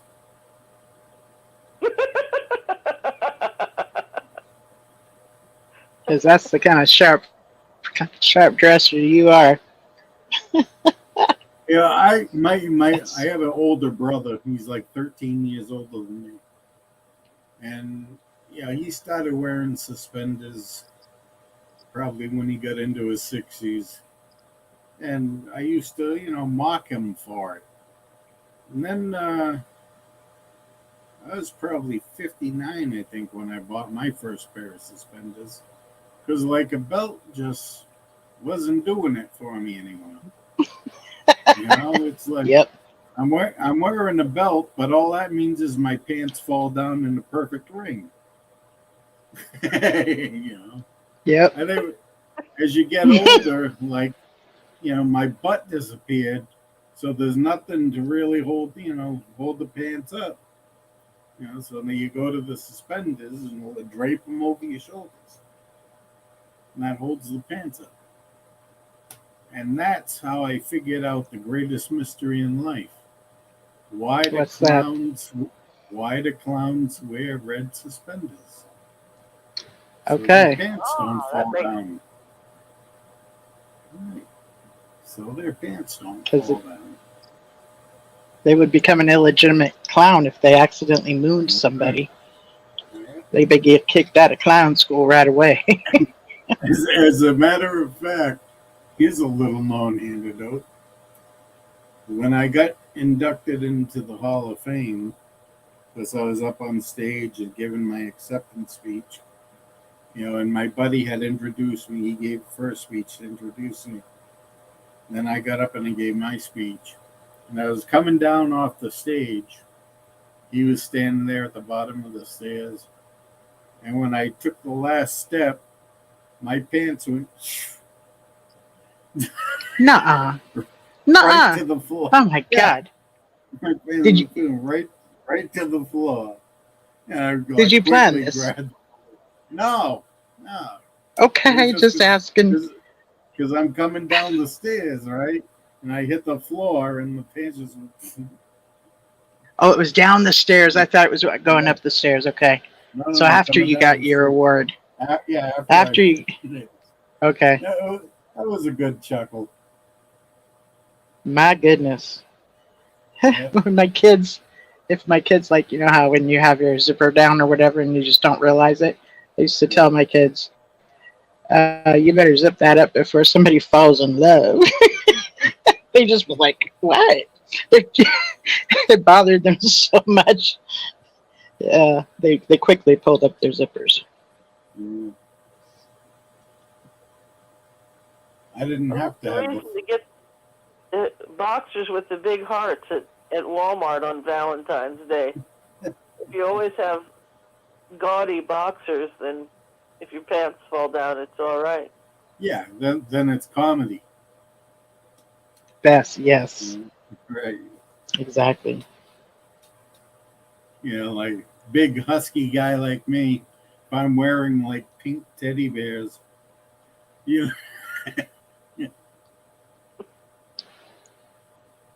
Wow, pink. Man, my mind is going there. That's pink. It's like I'm picturing a repeat and like the pink teddy bears and the boxers. Tell me they're white boxers or the pink teddy bears, please. better be careful, Linda. You're gonna have to get some mental floss. Okay. Clean out my ears. And clean out that visual. Oh, that visual, yeah. Yeah. I'm over here trying to write a little comment for the YouTube chat, letting them know that I'm going to be going to just the phones and leaving YouTube soon. I'm going to leave YouTube soon and going to the phones.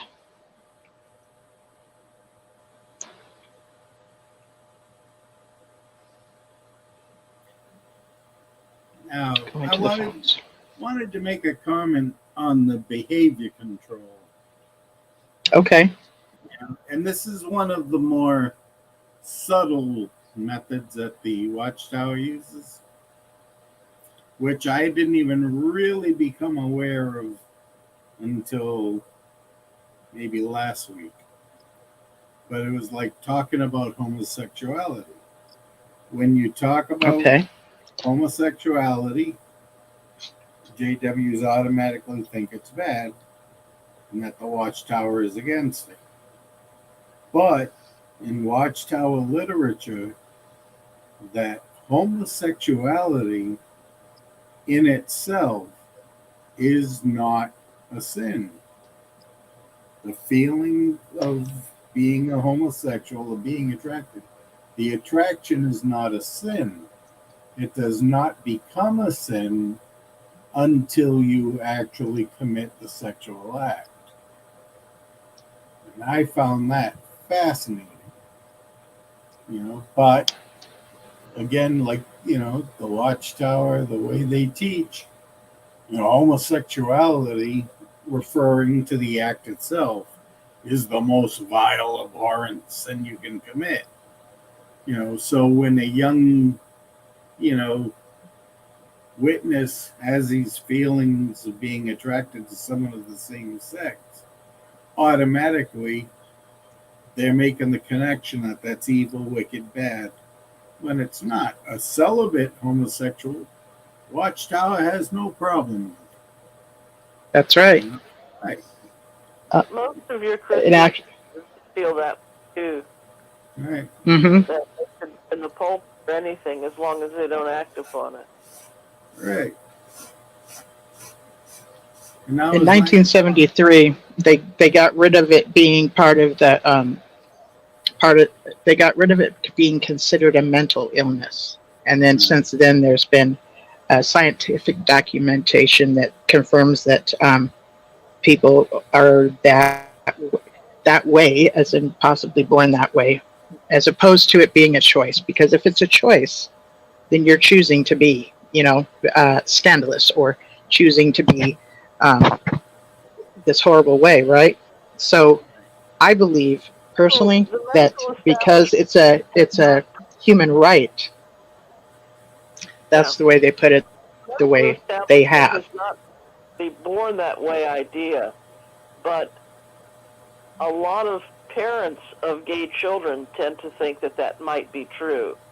There is heredity and there's environment, and in the medical literature, there's two phases of one's life when one could be imprinted for one's choices.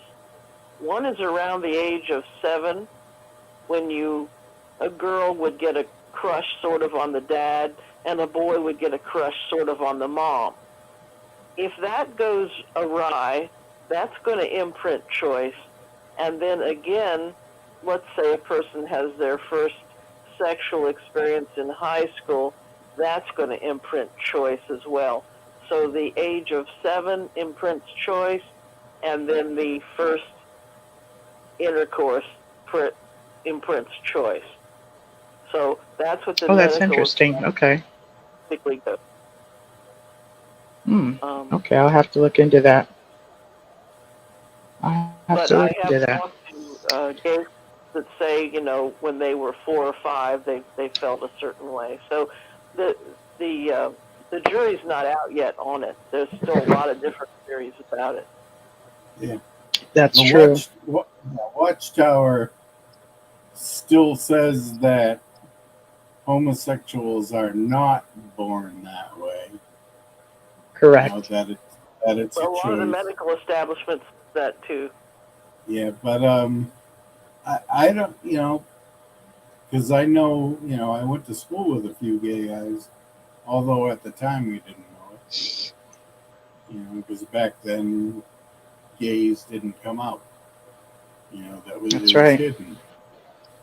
But when I went to my class reunion, my 35th class reunion, found out how many gay guys I was actually hanging out with. I was shocked. But talking to It is them, kind of interesting at the reunions, isn't it? yeah, talking to them, it was like, and almost right down the line, they all said, it wasn't like I chose to be gay. It's just that I never found myself being attracted to a woman, or a girl. I was always more attracted to a guy. And they said, didn't you ever feel that way? I'm like, well, I don't know. I said, I like musical theater. I like hanging around with the guys. And, I'm okay with like lighting and sconces and stuff like that, maybe a throw pillow. But when it comes to sex, I'm strictly hetero. So now that's always been that way. I was in It's drama club. There's room for all of us. Well, I was in drama club too. As it turns out, I was the only straight guy in the drama club. There you go. This is when he finds out at his reunion. There were a couple of kids that I might have suspected back then, but there are a couple of them that you could have floored me when I found out there. It's like, wow, wait a minute. So, but that explained my my high success rate in high school, because being in the drama, the only straight guy in the drama club, I was able to hook up at every party. So, and I thought it was just You were able to do what with every party? Huh? Hook up. What about every? Oh, okay, gotcha. I was able to hook up. Different girl at every party. And it turns Because out they're available. Had nothing to do with me. I was the only game in town. All the gay men weren't coming on to them. Oh my goodness. I'm going to switch over to My kind of guy. I'm going to switch over to the phones only, and I just wanted to say goodnight to the YouTube audience and thank you for being here. You're welcome to listen to the continuation of the show by calling 727-731-6900. 6701, and you'll be able to hear the rest of the show on the phones. So yeah, I appreciate you guys very much, and this is actually a highlight of my week. So thank you so Yep. much. I'm going to leave, and can you hang in there for me, Pete, until I get over on the phones? Oh, sure. Thank you, thank you. I appreciate that. Good night, YouTube audience. Good night, Linda.